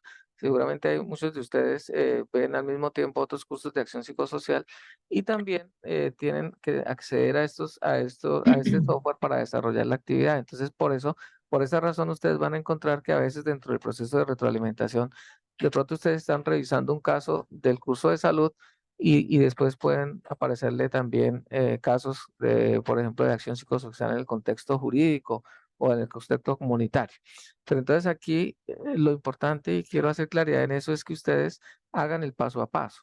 que aquí, como lo vamos a ver ahorita para el ejercicio de efectos de calificación, aquí no nos interesa las respuestas correctas o incorrectas que ustedes desarrollen dentro del proceso, porque precisamente el simulador es el que les hace la retroalimentación. Entonces, por eso se llama un escenario simulado. Aquí el docente no puede acceder, así como ustedes están viendo, digamos, desde el rol de estudiante, no puede acceder a hacer estos casos y nosotros ya ahorita les voy a mostrar cuál es ese rol de acceso como docentes que tenemos para poderles hacer un seguimiento al proceso que ustedes realizan. Por eso también hay el foro colaborativo, más allá de que esta actividad es individual, hay un foro colaborativo para que ustedes compartan también estas experiencias, para que compartan su percepción frente al desarrollo del proceso, para que evidencien el acceso a los diferentes casos a través de una captura de pantalla. Hago la claridad también de que en la guía les pide que en esa captura de pantalla aparezca el nombre de ustedes, pero sí ya hemos visto que en este sentido, antes de darles la mano, yo sé que les voy a ir diciendo porque sé lo que me van a preguntar. Entonces, no importa que la captura de pantalla finalmente no tenga el nombre de ustedes en la parte superior. Aquí lo que nos interesa es que de alguna manera ustedes puedan evidenciar que han desarrollado o que han ingresado a cada uno de los 3 casos que hayan hecho el paso a paso. Estos 8 pasos que incluye el simulador para la revisión de cada uno de los pasos. Ya ahorita les doy la palabra para las preguntas. Cuando hayan ustedes revisado, digamos, inician el primer caso, lo hayan revisado, hayan hecho la lectura, en este paso 4, en esta fase 4, viene un proceso de control de lectura. Y ahí básicamente el simulador les va a hacer unas preguntas, creo que son 7 preguntas de control de lectura. Y en esta fase el simulador les permite equivocarse. Quiere decir que si la respuesta es errada, les da la posibilidad de enmendar la respuesta. Inclusive, si ustedes tienen la duda en esta parte de responder, se pueden devolver para volver a revisar la lectura y volver a contestar adecuadamente. El sistema no les permite avanzar hasta que no hayan dado las respuestas correctas a esta parte de control de lectura. Después de eso, viene una fase de lo que es una impresión diagnóstica.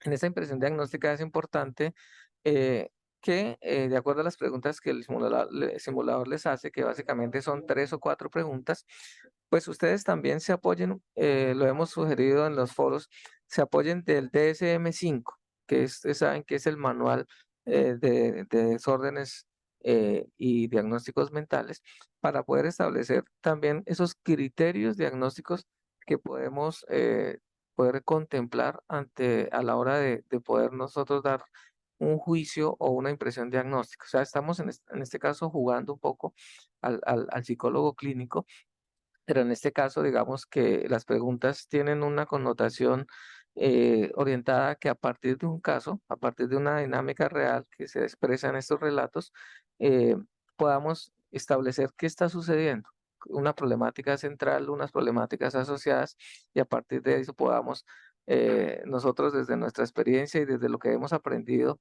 en los diferentes cursos de psicología, la psicopatología, los psicodiagnósticos, poder atrevernos a dar una respuesta. En esta fase, en este paso 5, el simulador ya no nos permite devolvernos. Es decir, que aquí simplemente si nos equivocamos, pues después, más adelante, el simulador nos va a dar la retroalimentación de las respuestas de esta fase 5, impresión diagnóstica, así como de este paso 6 de intervención psicosocial, que también el simulador les hace unas preguntas que tienen que ver con, a partir de esas problemáticas, ustedes cómo de alguna manera pueden plantear o formular algunas acciones orientadas a mitigar un poco esas problemáticas que se evidencian. Entonces, déjenme en un momentico, termino antes de darles la palabra. Después de que terminen esa fase, entonces viene lo que les decía, el simulador les da una retroalimentación de estas 2 fases anteriores. Les dice cuántas respuestas correctas, cuántas respuestas incorrectas han tenido y les da pues la argumentación del por qué la respuesta debería ser correcta de acuerdo a lo indicado. Finalmente, pues viene una fase de una encuesta de satisfacción, que ya a ustedes les permite en esta parte poder expresar pues el aprendizaje que obtuvieron a partir del ejercicio simulado, o incluso si tienen alguna recomendación o sugerencia para este paso. Entonces, esto es el paso a paso de lo que deben hacer con cada uno de los 3 casos que ustedes elijan en relación a este ejercicio. Entonces, antes de continuar y explicarles la otra parte, pues, voy a darles la palabra. En primera parte está desde el CEAD de Sogamoso. Adelante, no alcanzo a ver el nombre. Adelante, Creo que soy yo. Buenas tardes, tutor. Sí. adelante. Sí, correcto. Adelante. Tutor, pues personalmente el simulador a mí me ha molestado bastante y revisando cuando sale el relato de los casos ya aparece acción psicosocial y salud, pero en el momento de tomar la evidencia de la realimentación me queda el pantallazo acción psicosocial en jurídica. ¿Hay algún inconveniente con eso? Pero pues igual el caso trató de lo que es concerniente a la salud. Ok, gracias entonces por tu pregunta. Bueno, como les explicaba, sí, digamos, este simulador es una herramienta que se utiliza en varios cursos. Entonces, por esa razón, es importante que ustedes en el foro colaborativo, que veo que es otra de las preguntas que están haciendo en el chat, que ustedes le puedan tomar un pantallazo o varias capturas de pantalla al proceso, para que ustedes digan, bueno, en el foro digan, a continuación comparto el caso tal, el nombre tal y todo, digamos, de Julia, psicóloga clínica, de manera general, que fue uno de los casos que elegí para desarrollar y comparto evidencias. Entonces, no importa que no aparezca en ese pantallazo el nombre de ustedes, lo importante es que ustedes puedan compartir esa situación. Ya ahorita al final les voy a explicar desde nuestro rol como tutores cómo podemos evidenciar que ustedes efectivamente hayan desarrollado los 3 casos, que esa parte sí no la pueden ustedes visualizar desde el rol de estudiantes. Ok, tutor, otra dudita que tengo ahí. En el foro exponen que debemos compartir una breve descripción del caso, pero entonces creo que alude a lo que es la síntesis de lo que analizamos en el simulador, ¿verdad? Sí, correcto, pero entonces esa síntesis no es como en muchos casos se ve que el estudiante copia y pega lo que aparece en el caso, sino es algo ojalá más desde la comprensión del estudiante, más desde la redacción. Por eso también es muy importante esa primera parte de la introducción que ustedes deben colocar en el documento individual, en el producto que deben entregar.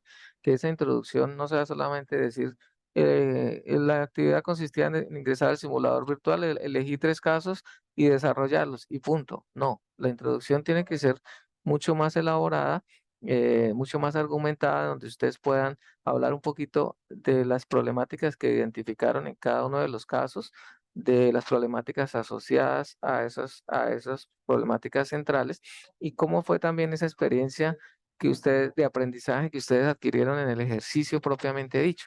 Por eso es aquí tan importante que ustedes se tomen el trabajo de hacer bien el paso a paso.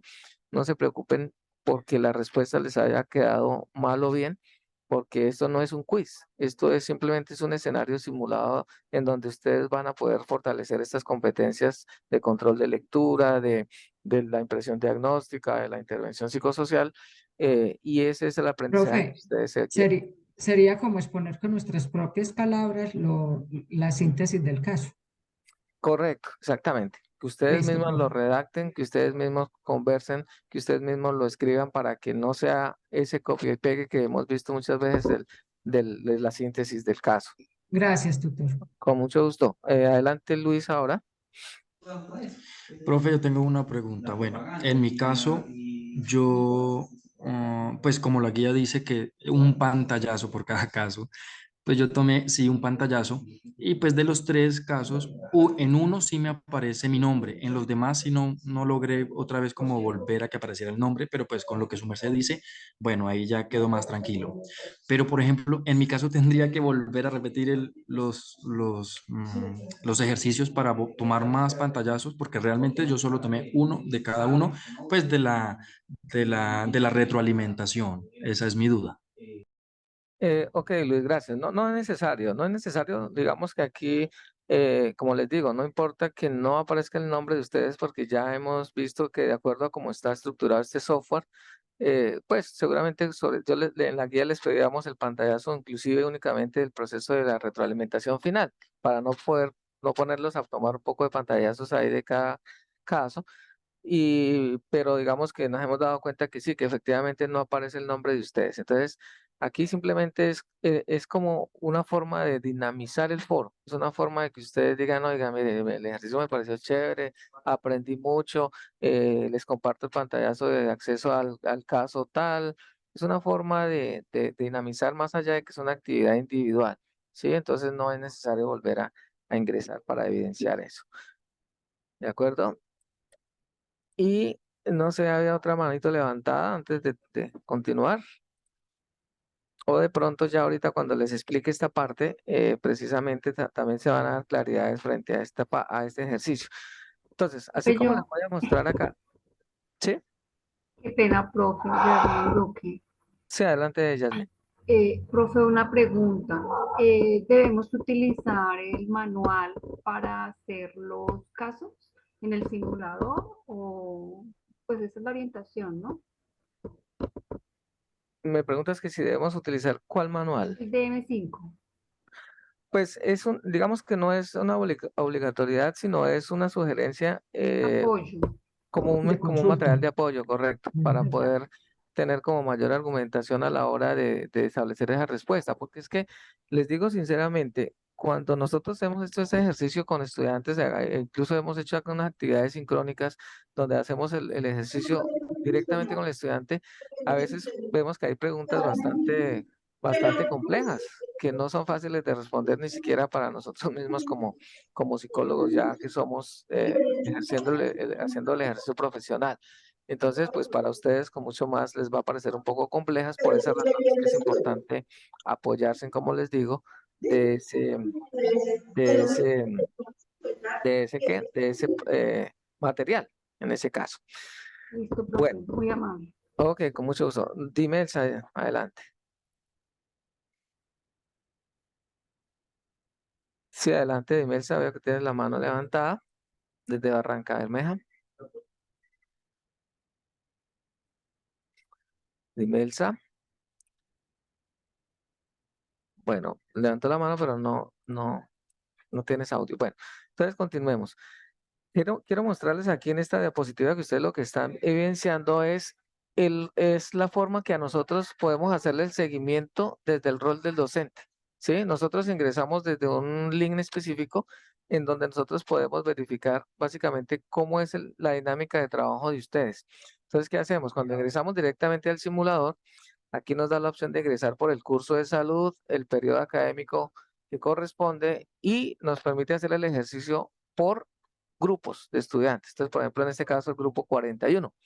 Entonces, cuando ingresamos esta información, nos aparece este resultado en donde aparece el nombre del estudiante o el nombre de los estudiantes que han ingresado al simulador, y nos aparece el documento, el correo institucional y nos aparece la información relacionada con el número de accesos. Entonces, aquí hay estudiantes que ingresan lo necesario una sola vez y desarrollaron los 3 casos. O hay estudiantes que ingresan 3 veces, una para cada caso, o hay estudiantes que ingresan hasta 100 veces.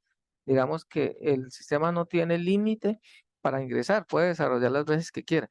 Lo que sí les puedo decir es que seguramente para lo que tiene que ver con el porcentaje de logro, que es lo que sí está articulado a la calificación, es que seguramente entre más veces ingrese el estudiante, pues más bajo va a ser el porcentaje de logro.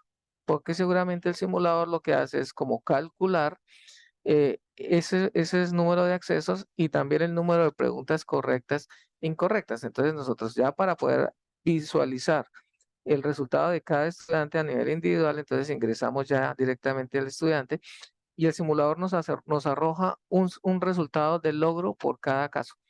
Entonces, si nosotros observamos la rúbrica de evaluación de la actividad, los criterios 3, 4 y 5 están articulados precisamente a ese porcentaje de logro.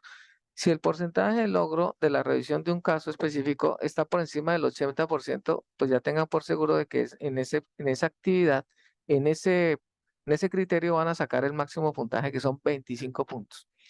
Si el porcentaje de logro está entre el 20 y el 80%, pues ya sacarían un puntaje medio, un nivel medio, que estaría más o menos entre los 15 y los 20 puntos. Y si ya el porcentaje de logro es muy bajo, que normalmente no sucede, que está por debajo del 20%, pues ya sacaría una calificación por debajo de 10 puntos. Luego el ejercicio, como vuelvo les indico, Aquí lo que nos interesa en esencia es que ustedes hagan el ejercicio a conciencia, que desarrollen todo el paso a paso, que revisen la guía de actividades del componente práctico para que conozcan cómo es el paso a paso antes de ingresar al simulador, que se tomen el tiempo necesario para poder contestar las preguntas, para poder revisar los casos y hacer todo el paso a paso, ojalá todo en un solo ejercicio, porque si lo hacemos a raticos, pues seguramente eso implica que no voy a, voy a tener que hacer otro ingreso adicional y eso pues seguramente va a afectar de alguna manera el porcentaje de logro. Eh, Josefina, está levantando la mano. Adelante. Sí, señor. Mira, lo que pasa es que, bueno, yo no he ingresado porque voy a tratar de ingresar por el computador, pero tengo un inconveniente. Su merced está diciendo que, bueno, que entre más ingrese, más bajita la nota. Como alguien comentó por ahí, en muchas ocasiones el simulador falla. Entonces, ¿qué sucede? Que a mí me pasó con los otros cursos, acción psicosocial y jurídica, que se me salía porque yo ingreso por el celular, o a veces del mismo computador se me salía por el internet, porque creo que es un simulador que necesita bastante buena conexión. Y a veces la conexión se salía y toca volver a ingresar. Entonces ahí también nos afectaría entonces la calificación por simplemente volver a cargar la aplicación cuando está lenta. Bueno, ahí en ese caso, Josefina, ¿qué te digo? Primero, pues es claro que para poder hacer un ejercicio bien hecho, pues no es indicado ingresar desde el celular. O sea, de un celular no podemos hacer un ejercicio como este. Segundo, por supuesto que cuando nosotros, o sea, no es que requiera una conectividad alta, una velocidad alta, normal, digamos, hace parte de la plataforma, entonces como cualquier recurso, como cualquier lectura que debe abrir. Simplemente que a veces el sistema, como cualquier software, de pronto presentaba dificultades para el acceso. Pero aprovecho la pregunta para aclarar que no hay ninguna dificultad para acceder. Entonces, si hay estudiantes que todavía no pueden acceder, no es porque el simulador no sirva, no es porque es a usted como estudiante que le está fallando específicamente, sino porque no tiene las condiciones necesarias. Como tú lo has dicho, de pronto una buena conectividad de internet, de pronto que el equipo en el que esté ingresando pues sea un equipo que tenga el Office medianamente actualizado, porque si entramos en equipos que ya son obsoletos, pues definitivamente no le va a permitir, que no son compatibles con el Office o el software, con el software, pues seguramente no le va a permitir.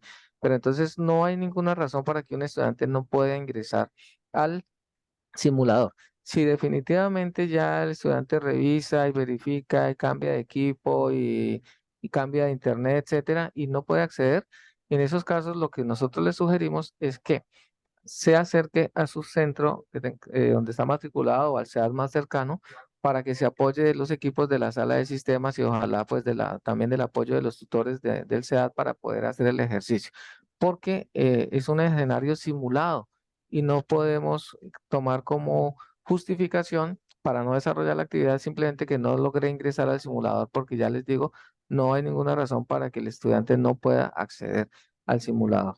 Lo de la No, calificación, como tú me lo lo que dices, con lo de la no calificación, lo sí, creo. no hay inconveniente porque vuelvo y digo, o sea, si yo hacía el ejemplo de una calificación baja es cuando hay casos que uno ve que hay estudiantes que ingresan hasta más de 100 veces. Eso ya es porque el estudiante de pronto ingresa un momentico, hace una parte y deja, cierra y vuelve y después vuelve a ingresar y así sucesivamente.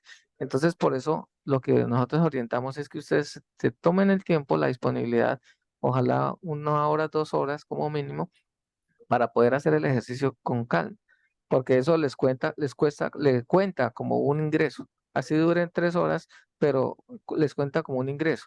Y como lo vemos aquí en la diapositiva, esto es cuando ya entramos a ver el ejercicio del estudiante. Entonces, por ejemplo, me aparece aquí en la respuesta del simulador el nombre del estudiante, el resumen del problema, del caso que eligió, me aparece el número de respuestas incorrectas y el número de respuestas correctas. Eso no lo tenemos en cuenta para la calificación, pero sí esto que está aquí en la última columna, que es el porcentaje de logro. Aquí en estos casos, digamos que es bajito, está en un nivel medio, 37.5, en otro caso 28.6, pero normalmente aquí vemos porcentajes de logro hasta más del 150%, 200%. Entonces, desde que esté por encima del 80%, su calificación en ese criterio va a ser el máximo que va a ser de 25 puntos. Ese es el ejercicio. Y por eso, aquí unas observaciones, unas sugerencias generales para que todos lo tengamos en cuenta para poder hacer bien este ejercicio simulado. Entonces, todo estudiante, absolutamente todos deben ingresar al simulador y realizar el ejercicio. ¿Por qué es importante decirlo? Les parece obvio, pero sabemos que en estos sistemas virtuales es muy común que los estudiantes, sabemos que hay periodos anteriores en donde estudiantes incluso toman hasta las capturas de pantalla de otros estudiantes y la ponen ahí. Entonces, digamos que si yo como docente voy a ingresar al resultado que me arroja el simulador y no me arroja ningún resultado, me indica que el estudiante nunca ingresó al simulador, por más que el estudiante me ponga capturas de pantalla y no tengan el nombre suyo, pues el simulador me está diciendo que el estudiante nunca ingresó, entonces obviamente no puedo calificar, no podemos calificar como docentes de acuerdo a eso. O sí debemos calificar, pero no, obviamente de acuerdo al resultado que me arroja el simulador. Entonces todos deben ingresar al simulador y hacer 3 casos como mínimo de los 5 casos que le permite al estudiante desarrollar. Segundo, antes de hacer el ejercicio, es importantísimo que ustedes revisen la guía para el desarrollo del componente práctico, porque date cuenta que muchos de ustedes, como acabaste de decir, por ejemplo, tú dijiste, yo no he ingresado a hacer el ejercicio, pero y muchas veces ingresamos a hacer el ejercicio porque ya de pronto se va a cerrar la actividad, pero no nos tomamos el trabajo de revisar la guía. La guía eso es como un instructivo, está el paso a paso, está hasta las imágenes de cómo deben ingresar del ejercicio que tienen que hacer. Entonces, ya haciendo esa lectura comprensiva, seguramente cuando ingresen al simulador, pues ya les va a quedar mucho más fácil hacer el ejercicio. Esta revisión, este paso a paso, tienen que ser 3 relatos mínimo, como ya lo habíamos dicho. El respecto al pantallazo, de pronto aquí, pues, me perdonan, pero aquí sí, digamos, debí borrar esta parte donde dice las 24 capturas de pantalla. Eso lo estábamos pidiendo en otros ejercicios anteriores. Aquí no importa el número de capturas, simplemente, como les decía hace un rato, es que ustedes evidencien en el foro y dinamicen en el foro, pues, el ejercicio que han hecho en cada uno de los casos. La evaluación de la actividad, como les decía, corresponde a esos criterios 3, 4 y 5, que básicamente está articulado con el porcentaje de logro que nos arroja el simulador. Entonces, después, si ustedes tienen alguna, por ejemplo, alguna reclamación frente a la calificación, entonces el profesor es que la calificación está bajita, pues si es en esos criterios, pues definitivamente está ligado al porcentaje de logro y eso es lo que nos indica el simulador. Entonces ahí nosotros no es una calificación subjetiva, en donde yo diga como tutor, creo que el ejercicio lo hizo más o menos, lo hizo regular. No, eso es lo que me arroja el simulador. Entonces, esa es la calificación. Por eso es muy importante también que ustedes se esmeren en esta primera parte, que es esa introducción que yo les decía también, en donde se esmeren en hacer una buena reflexión, en donde ustedes coloquen pues como ese ejercicio comprensivo de lo que fue esa experiencia simulada, que también hablen un poquito de esas problemáticas que encontraron en cada uno de los casos, para que esa introducción no sea como la que ponen en la mayoría de los trabajos los estudiantes que dicen que la actividad consiste en hacer esto, esto y esto y ya, y esa es la introducción. No, la introducción es un documento, un texto que le permite al lector, en este caso a nosotros los docentes, poder conocer cuál es esa percepción del estudiante frente al escenario simulado, qué va a encontrar en el trabajo y cómo lo lee, cómo lo argumenta el estudiante desde el ejercicio simulado. Y finalmente, pues ese resultado del logro, como les digo, está articulado o esa calificación está articulada al porcentaje de logro. Finalmente, si todavía tienen problemas de ingreso, pues digamos que se lo pueden mencionar a su tutor correspondiente, pero vuelvo, insisto, no hay ninguna razón para que un estudiante no pueda ingresar. En últimas, si no lo puede hacer desde su casa, desde su computador, que no sea desde el celular, vuelvo, insisto, pues se acerca al simulador, al centro más cercano para que lo haga en un equipo de la universidad, porque nosotros también tenemos esa presencialidad para que ustedes se apoyen de estos recursos para poder desarrollar las actividades académicas.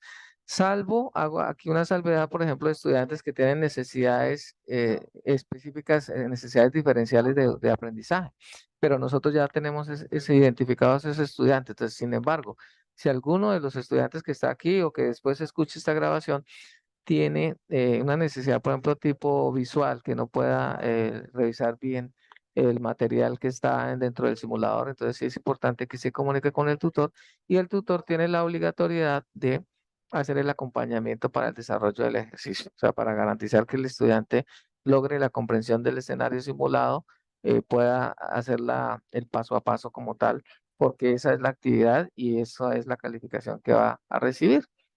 Entonces, eso es lo que quería aclararles de esta actividad que está en curso. No sé si hay alguna otra pregunta. Samuel, adelante.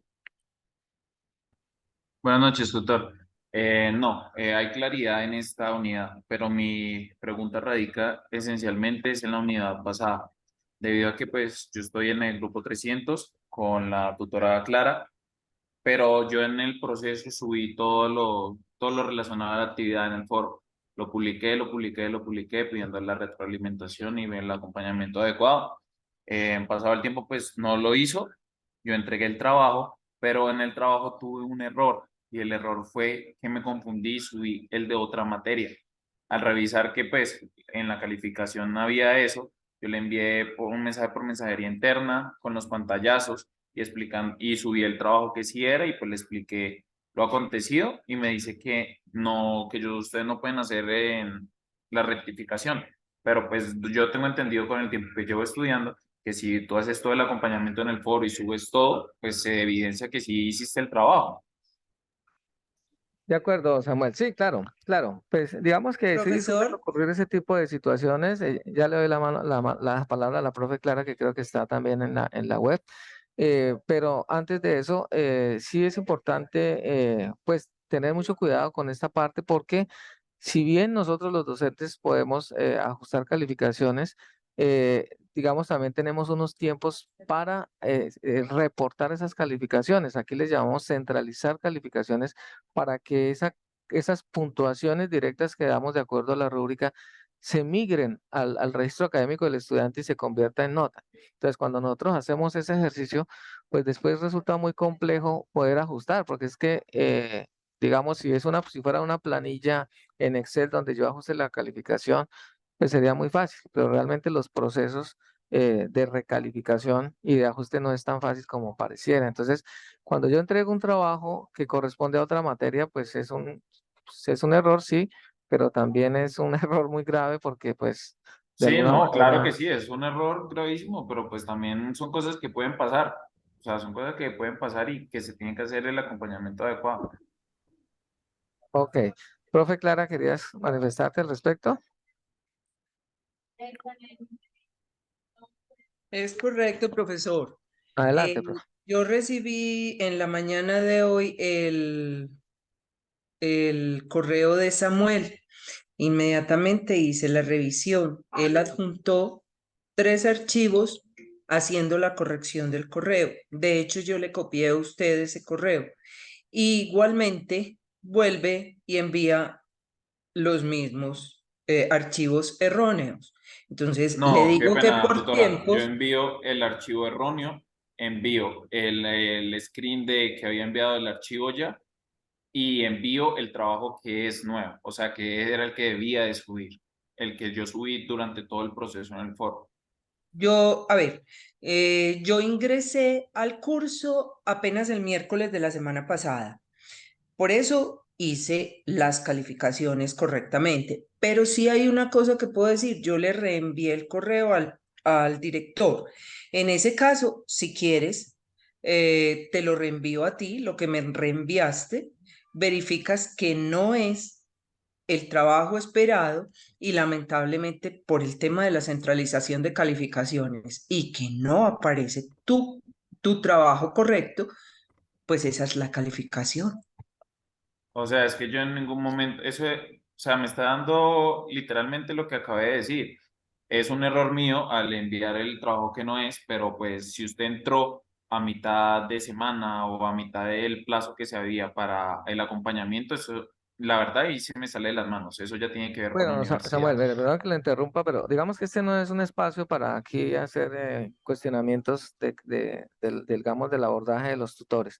Ya, sencillamente, ahorita la profe Clara, revise. Entonces, yo lo que le sugiero, que reenvíe el trabajo como tiene que ser, el documento que se requiere, ya no necesita poner evidencias, porque ya las evidencias están en el foro, que nosotros para eso es que están los foros. Envíe el trabajo como corresponde, el que se está pidiendo en la actividad del paso 1. La profe Clara revisará y si está bien, pues hace el ajuste como correspondiente, pero no permito que aquí en este espacio hagamos este tipo de cuestionamientos. Aquí también aprovecho Ok, para listo, muchísimas indicarles, gracias. con gusto, bueno, aprovecho también para indicarles que obviamente a veces se presentan situaciones relacionadas con la vinculación docente que tiene que ver con la asignación de grupos. Han habido casos en los cuales cada docente, de acuerdo a su vinculación, tiene una carga académica, un número de estudiantes.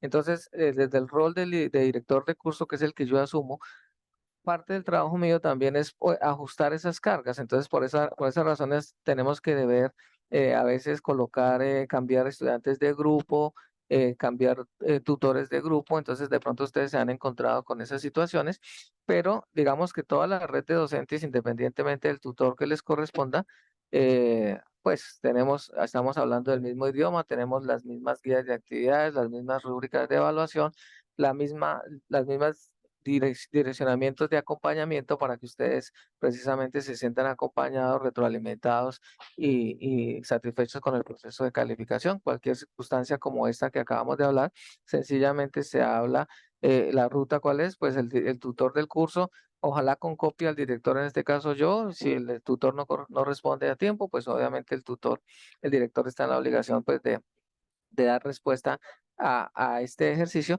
Y también finalmente recordarles que tenemos un espacio de atención sincrónica, que eso es algo muy importante que a veces ustedes como estudiantes no aprovechan, que está de lunes a sábado a través de Teams.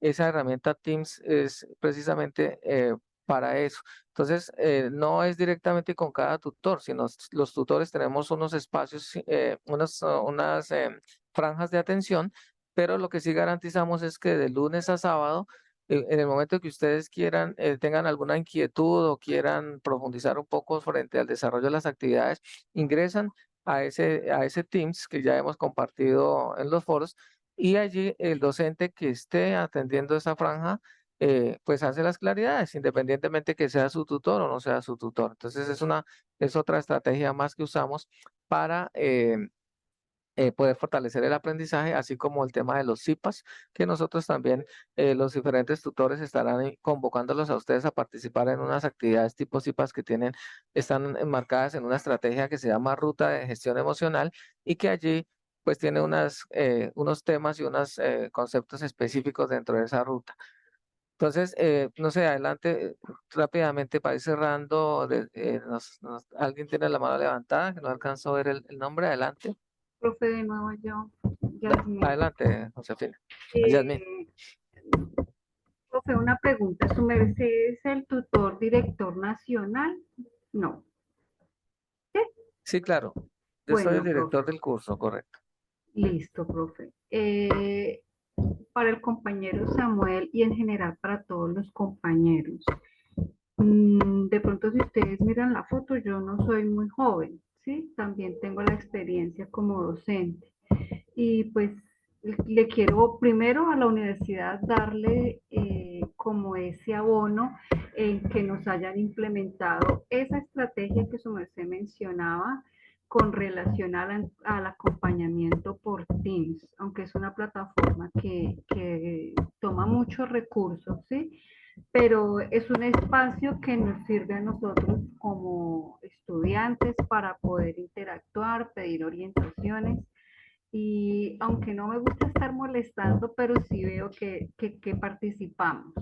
Con relación al trabajo del compañero Samuel, mira, en mi opinión personal, si tú estás seguro y hiciste tu trabajo, cumple con enviárselo por correo a tu tutor. Si quieres, lo envías al director. Pero es una observación que quiero hacer general porque ustedes saben que como el trabajo en el estudio también se presentan muchos roces por la cultura, por la edad, por muchos factores que influyen. y no es sano para la formación que nosotros como estudiantes tomemos de increpar de esta manera y en un espacio como este a los tutores. Por Teams estoy segura, no sé quién es tu tutor y pues hasta el momento me estoy enterando, perdón, de quién es el director, ¿sí? Pero es bueno que tú le hablas por privado y vuelvo y lo digo, en comparación de otras universidades, la universidad tiene una calidad de docentes única. Entonces, trata de tranquilizarte. Mira, creo que la primera actividad era el 25%, ¿sí? Entonces, a veces tenemos que ser un poco más serenos. Esa era, digamos, el aporte que quería hacer y de pronto pedir disculpas si también es un espacio donde no debía decirlo, pero creí que y sentí